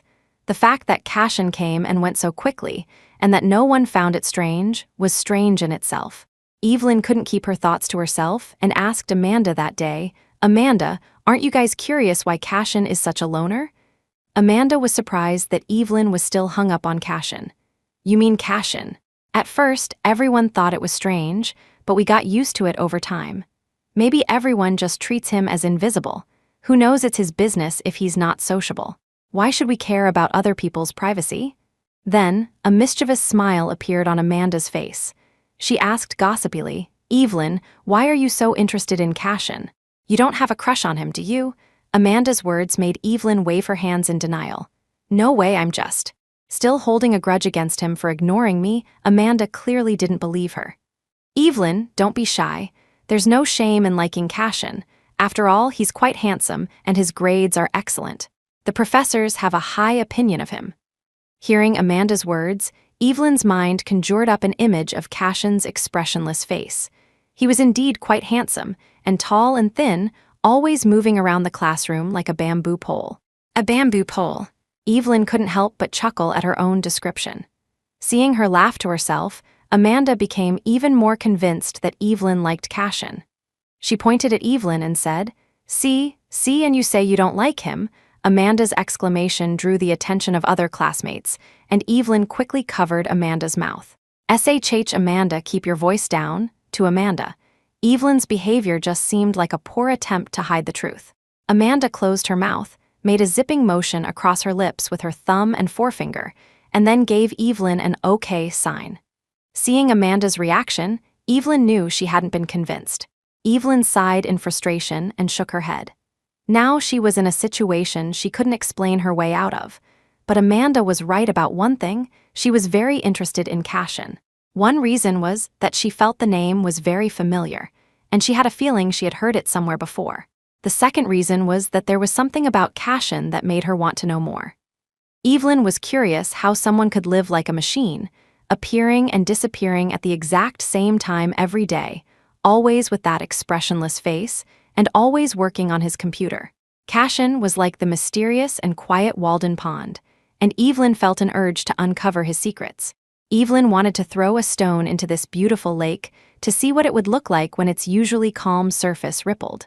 So, from that day on, Evelyn changed her habit of being the first to arrive and started coming to class right on time, just like Cashin.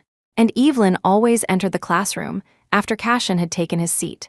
Chapter 24, wherever Cashin sat, Evelyn would sit right in front of him, not too close, but close enough for her to turn around and talk to him during breaks, and Cashin couldn't say anything about it. After all, the classroom was large, and she could sit wherever she wanted. Day after day, Evelyn would try to strike up a conversation with Cashin during the 10-minute breaks, but he never responded, letting her chatter away by herself. But Evelyn was not one to give up easily. Her habit was to face challenges head-on and never back down. Otherwise, she wouldn't have insisted on marrying Damien 3 years ago, even though she knew his heart belonged to someone else. At the time, Evelyn believed she could win Damien's heart. Although the outcome was not what she had hoped for, deep down, Evelyn didn't regret it. If you don't even dare to try, how will you know if your choice is right or wrong? Evelyn's persistent efforts didn't move Cashin, but they did amaze her classmates.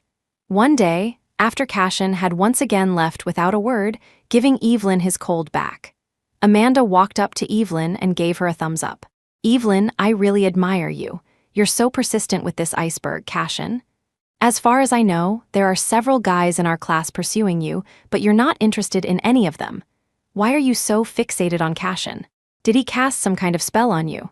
Amanda was right. Because Evelyn was beautiful, had a good family background, and a great personality, a few guys in the class had pursued her, but she had turned them all down. The reason was simple, and it wasn't because she still had feelings for Damien. It was just that Evelyn didn't want to date a foreigner. Besides the physical differences, there were also significant lifestyle and cultural differences between her and foreigners. Evelyn didn't think she was tolerant enough to handle the major disagreements that could arise in a relationship with someone from a different background.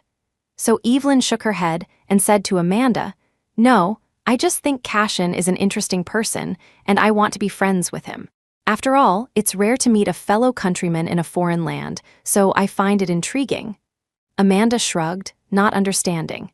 Evelyn continued to pester Cashin every day for a month and a half. But Evelyn was also a person of principle. Her pestering of Cashin was limited to the classroom. Once Cashin left the classroom, she didn't bother with his whereabouts. After all, her intention was just curiosity, not to be a stalker.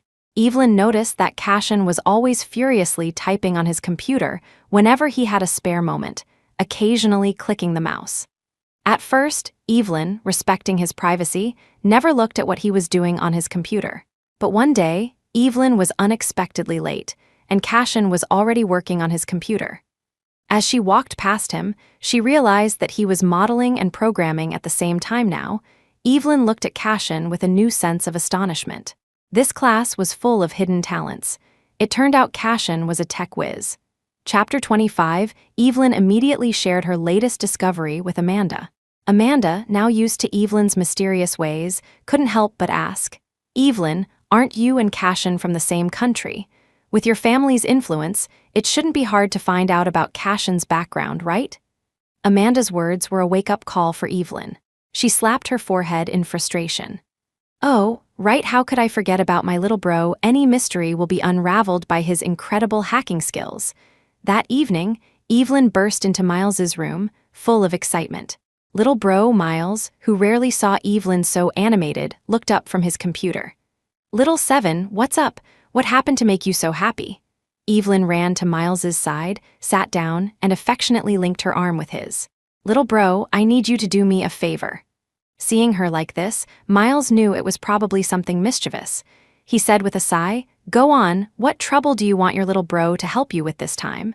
Hearing this, Evelyn stuck out her tongue playfully.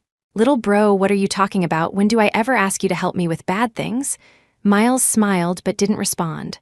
All right, what do you want? Evelyn looked a bit embarrassed. Well, it's nothing much. I just want you to help me look up someone. Miles raised an eyebrow. Look up someone? Who? A classmate of mine. He's really mysterious. Little bro, you have no idea. He's a total loner, and no one in our class knows anything about his background, so I'm curious. Miles sighed.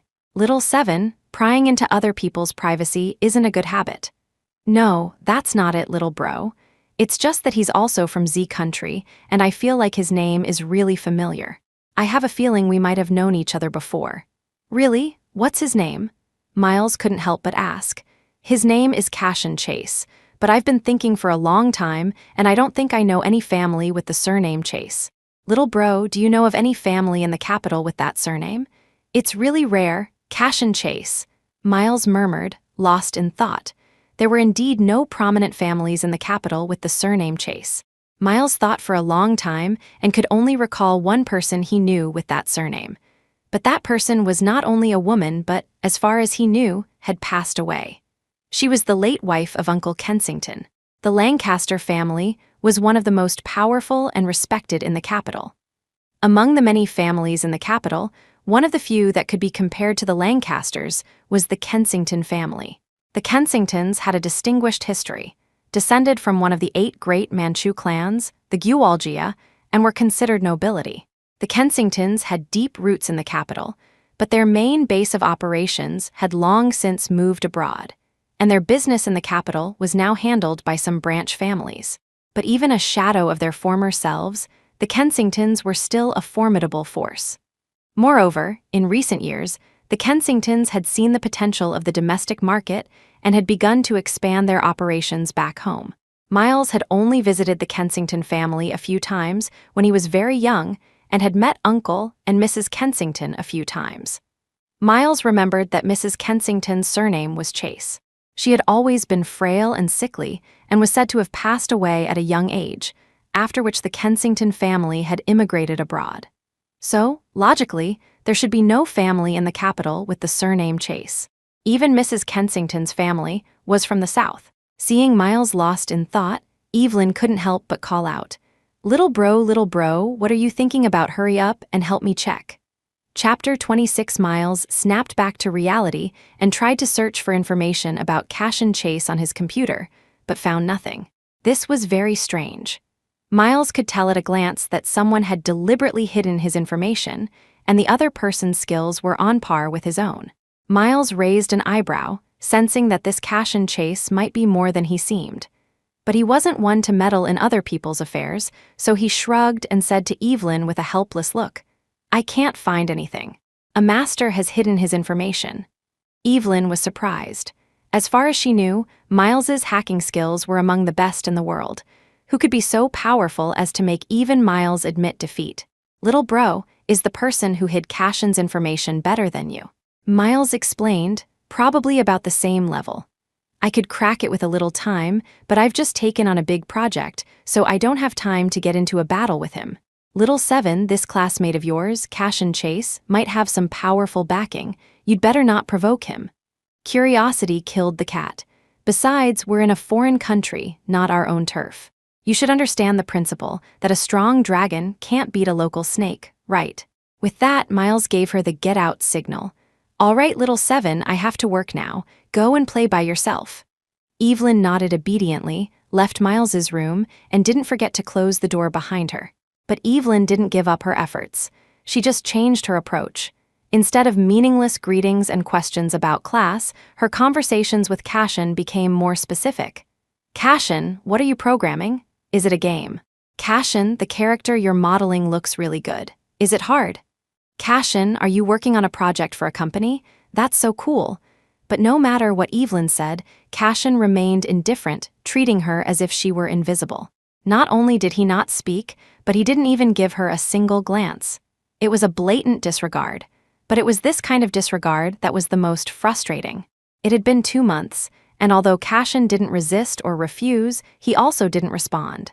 Evelyn thought he had incredible patience. Wasn't he annoyed? Evelyn felt like she was a female version of a nagging monk, chanting scriptures to a stone statue every day. After talking to Cashin day after day, even someone as talkative as Evelyn was running out of things to say. So, one day, Evelyn turned around, propped her head on her hand, and looked at Cashin, not knowing what to say. It was the first time Evelyn had looked at Cashin so intently. She suddenly realized that he was very handsome. Especially his eyelashes, which were enviably long. His high, bridged nose and thin lips all spoke of his indifference. Evelyn couldn't help but pout. They say that people with thin lips are heartless, and it seemed to be true. Who could remain indifferent to months of warmth and enthusiasm? He was truly a strange person. But just then, Cashin looked over at her and met her gaze. Chapter 27. The moment Cashin looked over, Evelyn clearly felt her heart skip a beat. Cashin's pupils were a lighter shade than most people's, so when he looked at you, you couldn't help but be drawn to his eyes. But Cashin didn't make any further moves. He didn't speak, and Evelyn felt the atmosphere grow subtly warmer. She had to say something to break the silence. Cashin, is there something I can help you with? To her surprise, Cashin responded. He shook his head very slightly, looked away, and returned his gaze to his computer screen. Evelyn felt a sense of relief wash over her. Just as she thought he wouldn't react further, Cashin spoke to her. His voice was as emotionless as his expression. But if you listened closely, you could sense a deeper meaning. He said, Evelyn Lancaster, you really haven't changed a bit after all these years. Hearing this, Evelyn's eyes widened. Her mind felt like it had exploded, leaving her unable to think for a moment. So, Cashin knew her name. She thought he only knew the professor's name. Wait, what did he mean by, haven't changed a bit after all these years? Did she and Cashin know each other before? Evelyn felt like she had 100 questions for Cashin, but she had only managed to say, you, when the school bell rang, and the old, white-bearded professor walked in. Professor Smith's classes were lively, interesting, and easy to understand, and they were usually Evelyn's favorite. But because of Cashin's cryptic remark, Evelyn found herself daydreaming in Professor Smith's class for the first time. Evelyn thought to herself, so she and Cashin did know each other. But why couldn't she remember him at all? Never one to give up, Evelyn tore a corner off her notepad, hastily scribbled a few words, and secretly placed it on Cashin's desk. Cashin opened the note and saw that the small piece of paper was filled with questions. Did we know each other before? How? Why don't I remember it all? If you knew me, why didn't you say so? If you knew me, why did you ignore me for the past few months? Somewhat surprised by how many questions Evelyn had, Cashin couldn't help but shake his head and smile. He turned the note over, wrote a sentence, crumpled it into a ball, and gently tossed it forward. The paper ball landed neatly on Evelyn's desk. Perhaps because Cashin's behavior was so out of character, Professor Smith clearly noticed their exchange. So, Professor Smith called on Cashin to answer a question. Hearing Professor Smith call his name, Evelyn straightened up in her seat. She had assumed that, like her, Cashin hadn't been paying attention and wouldn't be able to answer the question. A scolding was inevitable. Although Professor Smith looked kind, not paying attention in his class was his biggest pet peeve. Evelyn felt a sense of schadenfreude, but she also worried for him, since she was the one who had passed him the note. But to her surprise, after Professor Smith asked the question, Cashin answered it without much thought. Chapter 28. Evelyn was speechless, and a bit resentfully, she opened the note Cashin had returned to her. Cashin's handwriting was beautiful, elegant, and flowing, with a hint of rebelliousness. They say that handwriting reflects a person's character, and Evelyn had a feeling that Cashin was not as calm as he appeared. He was like the deep sea, with countless secrets hidden beneath a calm surface. The calmness was just a facade, a prelude to the next high tide, ready to sweep everything away. The note Cashin returned to her had only one sentence. Pay attention in class. Come with me after class, and I'll give you the answers you want. After reading this, Evelyn's heart skipped another beat. Throughout the rest of the class, Evelyn was distracted. Although she tried to force herself to pay attention, her thoughts kept drifting to Cashin. What would he say to her later? For the first time, Evelyn felt that the class was dragging on forever. As soon as the bell rang, Evelyn packed her things as quickly as possible and followed Cashin out of the classroom. On her way out, she ran into Amanda, who was just entering the classroom. Amanda's eyes widened when she saw Evelyn following Cashin. She silently gave her a thumbs up, which made Evelyn smile. Evelyn never would have guessed that Cashin would take her to a hot pot restaurant. But after being abroad for so long, Evelyn was indeed craving the taste of hot pot. Seeing Evelyn's confused expression, Cashin asked, "What's wrong? Isn't this your favorite?" "My favorite? When did I say that?" "How do you know?" Evelyn asked, puzzled. Cashin pulled out a chair for Evelyn, gesturing for her to sit. Then he said, "Isn't it? You said it yourself in first grade during a class meeting. You even wrote a song about hot pot, remember?"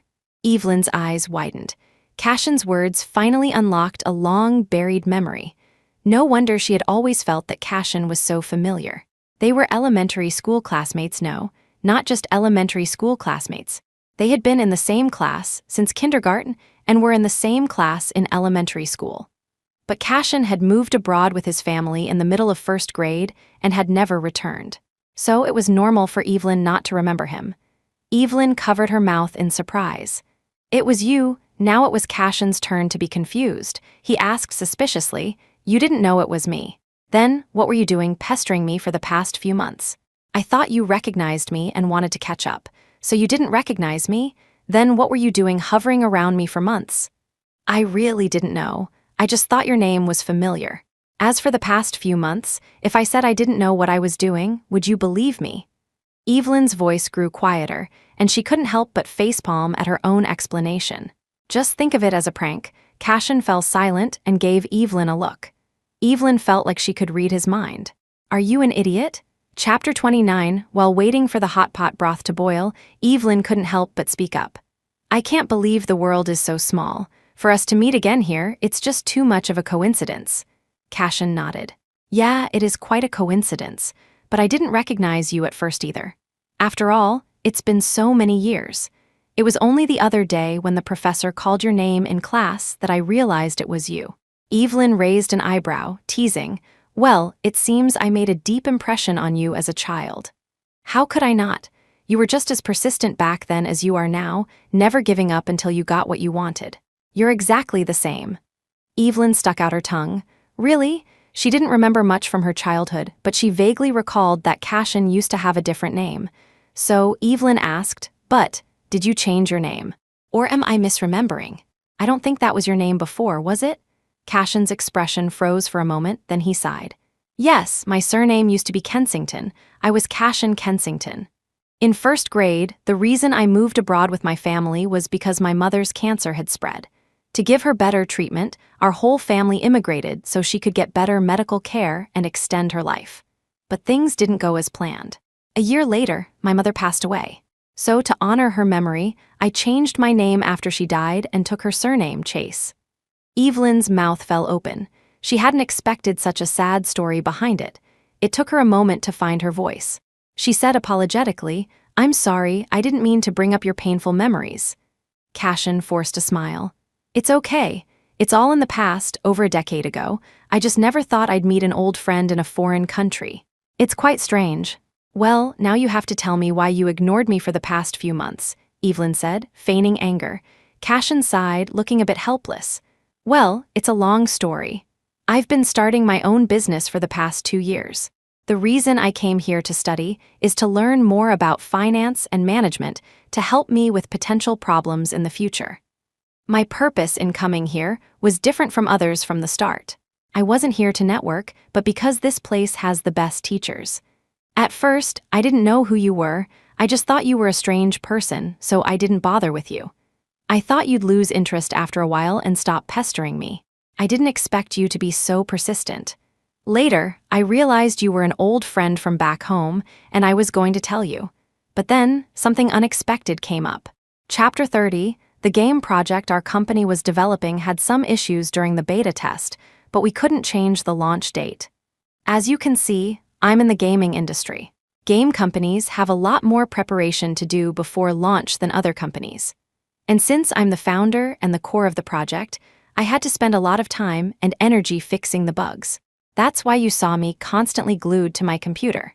For the past few months, apart from classes during the day, I've spent almost all my time on the project. I often didn't even have time to eat or sleep, let alone catch up with old friends. And explaining all this to you would have taken a lot of time. It's not that I was ignoring you, I just didn't have the time, and it's not something I could explain in a few words. My plan was to wait for you to get bored and give up. Then, when I finished my work, I would find you and explain. But I didn't expect you to be so persistent and keep it up for months. I'm really impressed. Evelyn had never heard Cashin talk so much at once. After his long explanation, she was a bit dazed. After a moment, Evelyn spoke up. So, you've taken care of all the company matters now? Yeah, I have, Cashin said, raising an eyebrow and teasing. I finished a month earlier than expected. Maybe, because I felt sorry for you talking to yourself every day. Hearing this, Evelyn pretended to hit him, but he dodged with a smile. Evelyn pouted and asked, Cashin, after all this time I've been pestering you, weren't you annoyed? The hot pot was now boiling, bubbling away. The sound was surprisingly soothing. Cashin put some vegetables into the pot and then answered Evelyn, I wasn't annoyed. You didn't do anything out of line. And in the end, it was my fault for ignoring you, right? Hearing Cashin's words, a smile appeared on Evelyn's face. This Cashin, he seemed so indifferent on the surface, but he was actually quite sweet when he spoke. Looking at the bubbling hot pot, Evelyn felt her own heart bubbling like the boiling broth. Evelyn had always believed that hot pot was a meal to be shared only with very close people. Because sharing a pot with someone, if you're not close enough, can be a bit awkward. And people's tastes and eating habits are so different, it's rare to find someone you can eat with. When Evelyn was with the Hawthorns, she and Damien could never eat together. Damien hated spicy food and anything greasy or rich. As for offal, he found it disgusting. But Evelyn, having grown up in the free-spirited environment of the Lancaster family, had eaten at all kinds of restaurants in the capital with her brothers, from grand banquets to humble street stalls. Evelyn could eat anything. As a devoted hot pot lover, tripe, duck intestines, and spicy broth, all the things Damien despised, were Evelyn's favorites. Chapter 30, while at the Hawthorns, Evelyn had to give up her own eating habits to accommodate Damien's. At the time, Evelyn thought that this kind of selfless, all-consuming love would earn her a second glance from Damien. But she never imagined that her dedication and efforts were probably no different from that of a maid in Damien's eyes. Seeing Evelyn lost in thought, Cashin asked, What's wrong? Why are you just staring? Don't you like hot pot anymore? My bad, I should have asked you first instead of just assuming. Hearing Cashin's words, a tear unexpectedly rolled down Evelyn's cheek. Evelyn quickly wiped away the large tear and forced a smile at Cashin. No, I love it.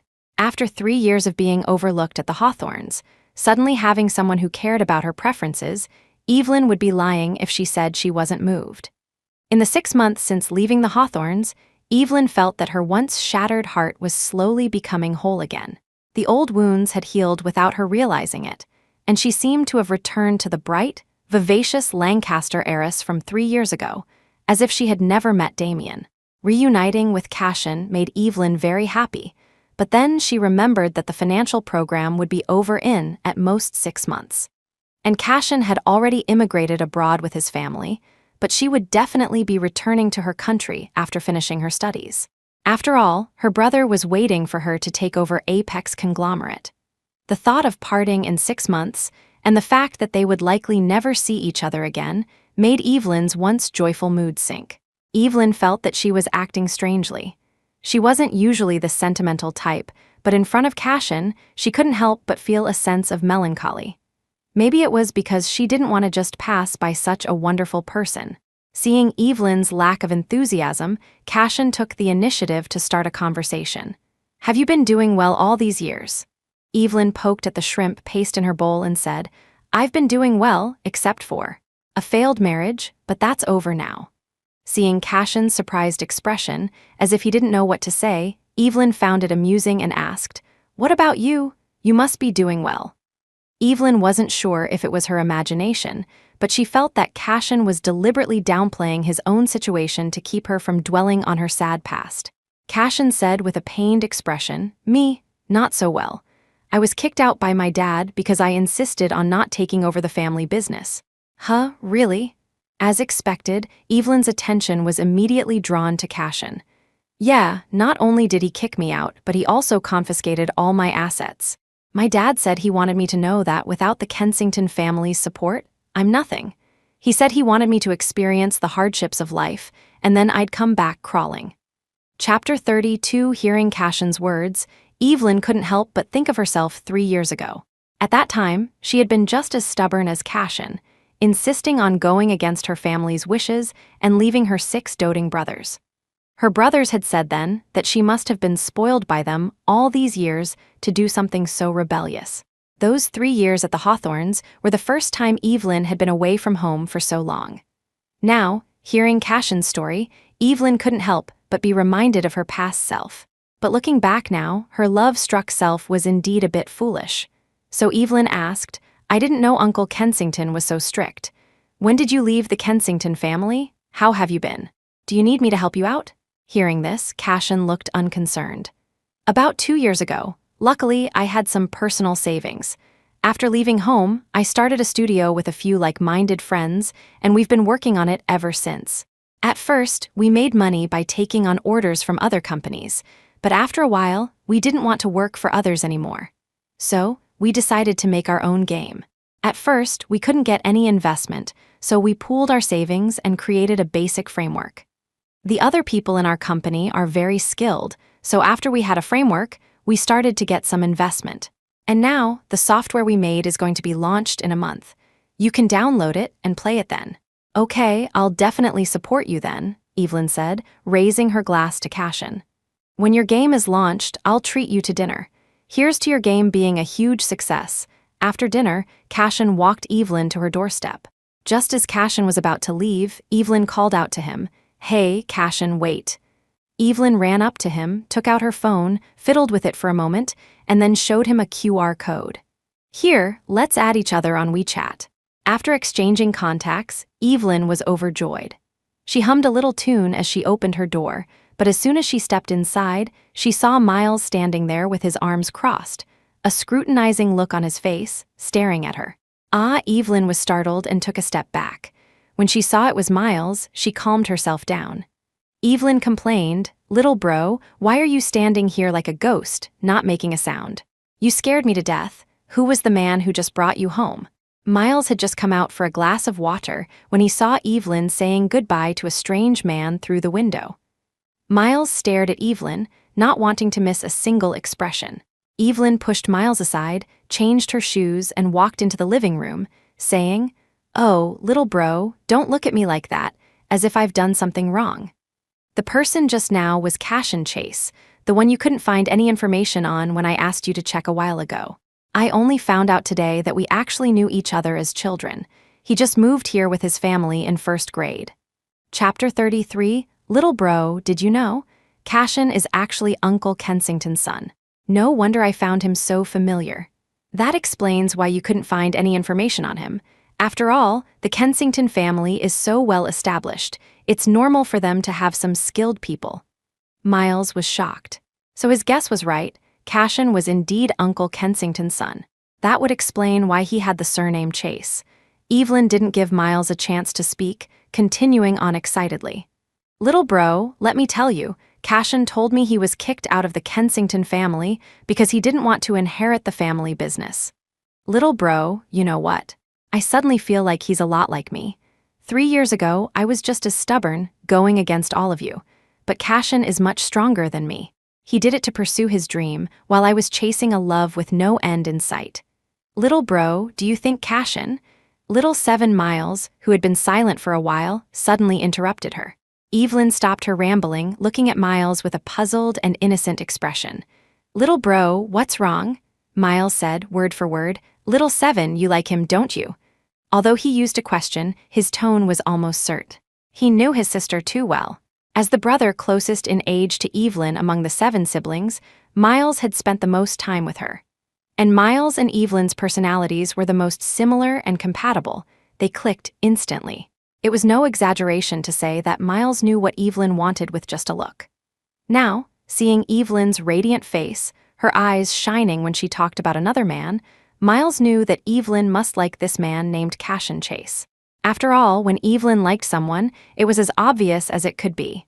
Miles's question completely stumped Evelyn. Evelyn was speechless because she had never considered this question before. Miles's question was a wake-up call for her. Did she like Cassian?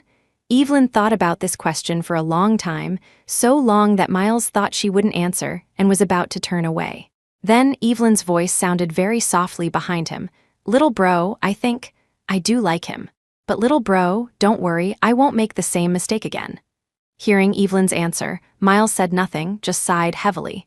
His sister, why did she have so many romantic entanglements? Chapter 30, the night was late, but Evelyn was still wide awake, staring blankly. Evelyn thought, whether it was the unexpected familiarity, the inexplicable persistence of the past few months, or the joy of reunion, all these complex feelings were telling her that she had indeed fallen for Cassian. But what did she like about him? Evelyn didn't know herself. Perhaps it was his unwavering principles, his striking appearance, or his thoughtful way of treating people. But Evelyn had had such a terrible romantic experience before. Now, she no longer had the reckless courage of 3 years ago. It was impossible to say she wasn't afraid of being hurt again. Evelyn was sleepless all night, and the next morning, she was greeted by 2 huge dark circles under her eyes. Her appearance startled Miles. Wow, little Seven, are you cosplaying a panda? Your dark circles are almost down to the floor. Little bro, it's all your fault for asking me that question last night. It kept me up all night. Miles was at a loss for words. I was just asking casually. I didn't know you'd take it so seriously that you couldn't sleep. Evelyn pretended to be angry and turned her face away. I look like this, I can't even go out in public. Miles handed her a freshly brewed coffee and asked, so, what was it that kept you up all night? Did you find an answer? Evelyn sighed, a rare occurrence for her. It's because I didn't, that's why I tossed and turned all night. Miles put down his cup, his tone uncharacteristically serious. Little Seven, all that is past is prologue. I hope that no matter what, you will never lack the courage to start over. Evelyn was taken aback by his words, then nodded. I know, little bro. From then on, Evelyn and Cassian grew closer. Evelyn also moved from the seat in front of Cassian to the one next to him. Their classmates were surprised. Had the unapproachable loner Cassian Chase had a change of heart? Even Amanda came to congratulate Evelyn on her successful pursuit of love. Evelyn quickly explained, What are you talking about, Amanda? Don't be ridiculous. I just suddenly found out that Cassian is a childhood friend of mine. Amanda was also surprised and thought they were really fated. At the same time, Amanda told Evelyn something else. Evelyn, I forgot to tell you, you were sick one day and didn't come to class, remember?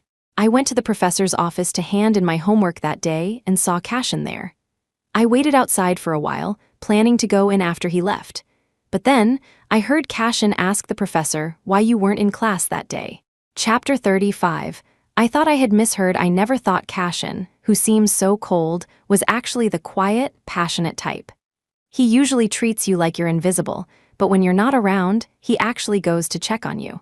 Amazing. Evelyn, do you think Cassian likes you? Evelyn didn't know if Cassian liked her. But what Evelyn did know was that whether her feelings for Cassian were one-sided or mutual, they had no future. After all, the distance between them, though not one of social status, was an undeniable obstacle. She had to return to her country, but Cassian's home was here. How could they have a future together? So, this time, Evelyn chose to keep her feelings to herself. Instead of letting their feelings be worn down by a long-distance relationship, it was better to let things stop at their best, which meant not starting at all. After Cassian's company's game was launched, it was a huge success, even going viral on TikTok and attracting a large number of new users. As a result, Cassian was once again swamped with work, busy expanding the company's capacity.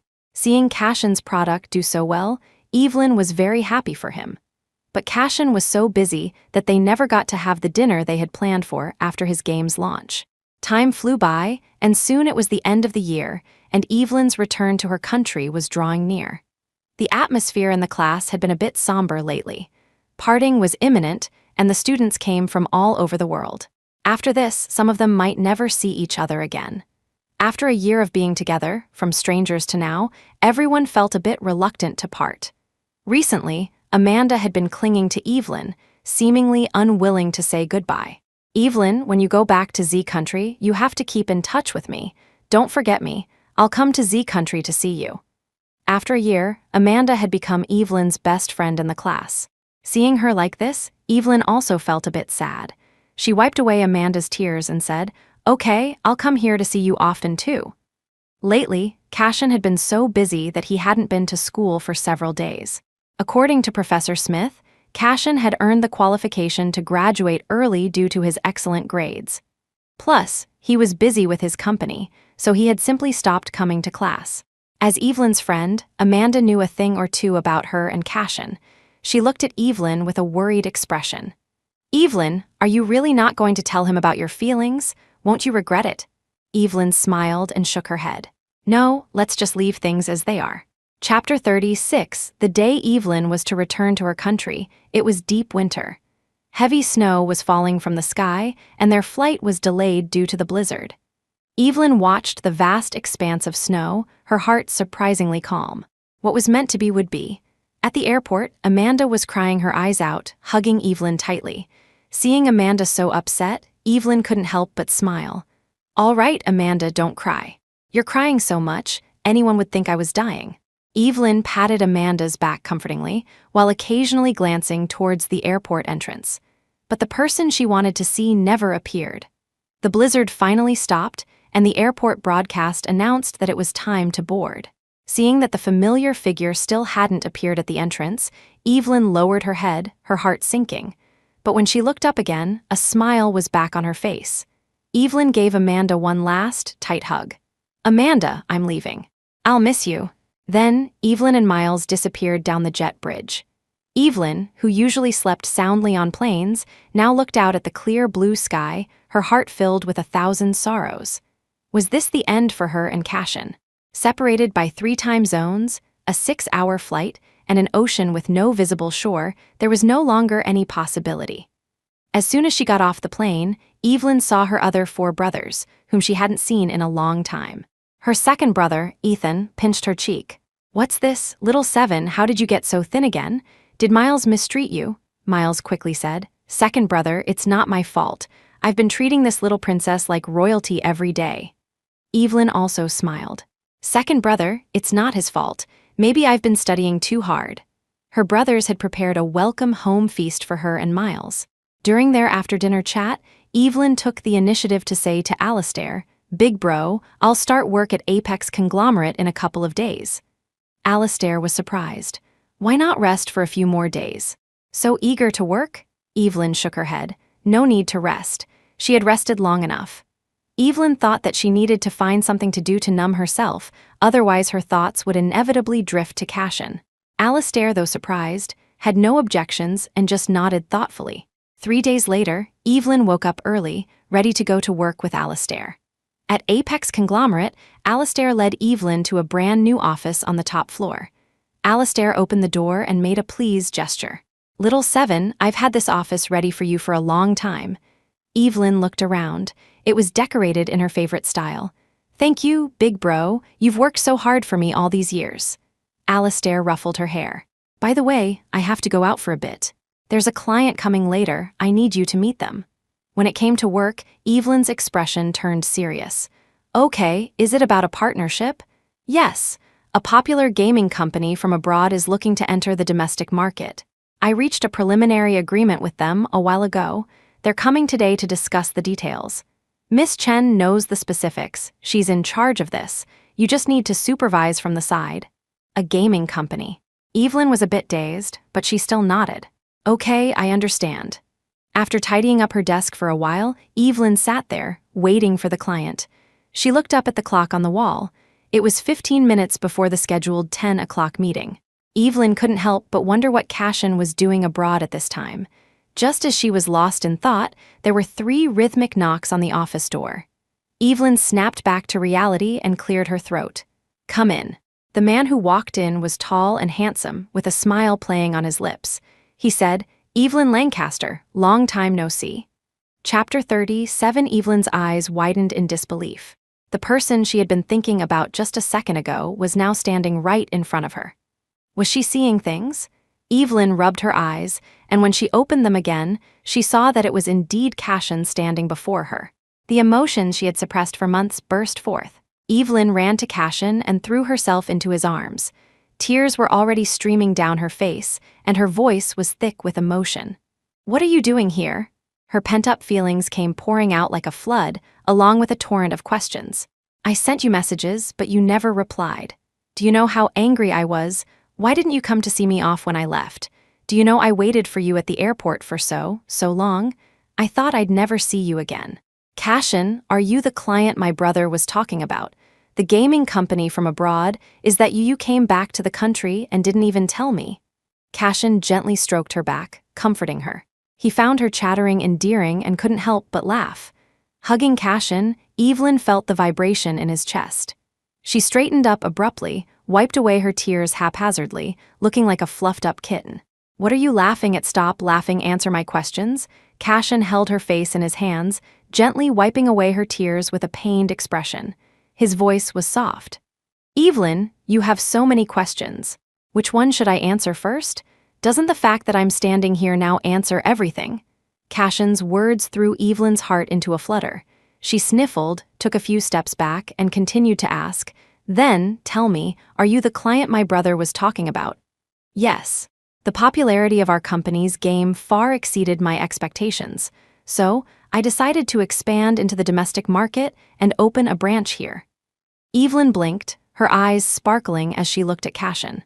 "So you..." Cashin sighed with a hint of helplessness and pulled her into his arms again. "What I mean is, I'll be staying in the country from now on. Lynn, I'm not leaving again." "Really? You're not leaving again?" Evelyn was overjoyed.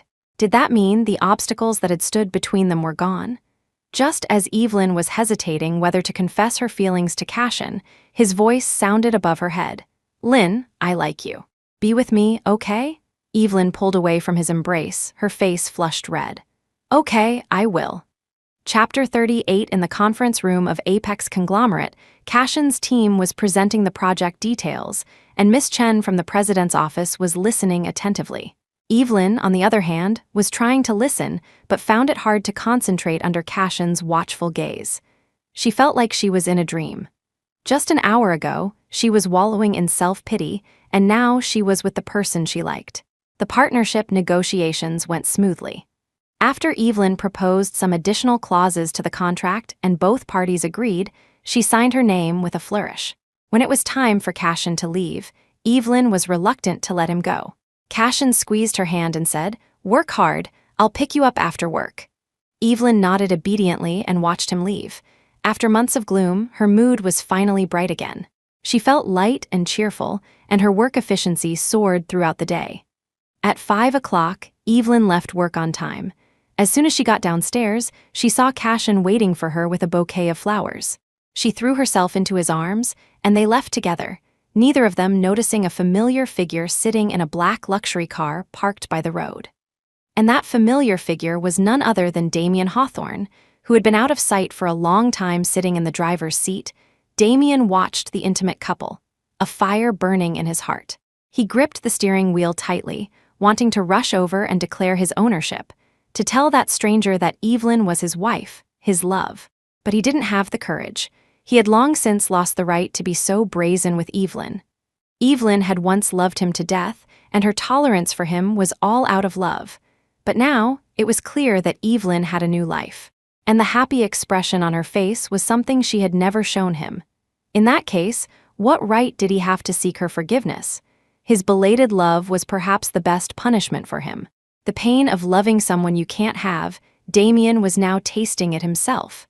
After the scandal a year ago, the Hawthorne Group had started to decline. Coupled with the overt and covert pressure from the Lancaster group, the Hawthorne group was now on its last legs. But none of this had anything to do with Evelyn anymore. All the bitter consequences Damien was now facing were the result of the seeds he had sown 3 years ago. After a satisfying meal, Evelyn and Cashin walked hand in hand along the riverbank, like any ordinary couple. The early spring night was cool, but watching the man in front of her meticulously wrap a scarf around her neck, Evelyn felt nothing but warmth. Cashin, afraid that Evelyn would catch a cold, had wrapped the scarf around her neck several times. Evelyn stared at the man in front of her without a word, feeling an immense sense of security. She took his hand, stood on her tiptoes, and gently kissed his lips. As their lips and tongues intertwined, Evelyn whispered, "Cashin, I love you." Cashin smiled and rested his forehead against hers. "Lynn, I love you too." Evelyn closed her eyes, feeling happier than she had ever been. She wanted to be grateful for their meeting, for their experiences, and for their reunion. She was grateful that when he arrived, the stars shone brightly, illuminating her entire night. The end.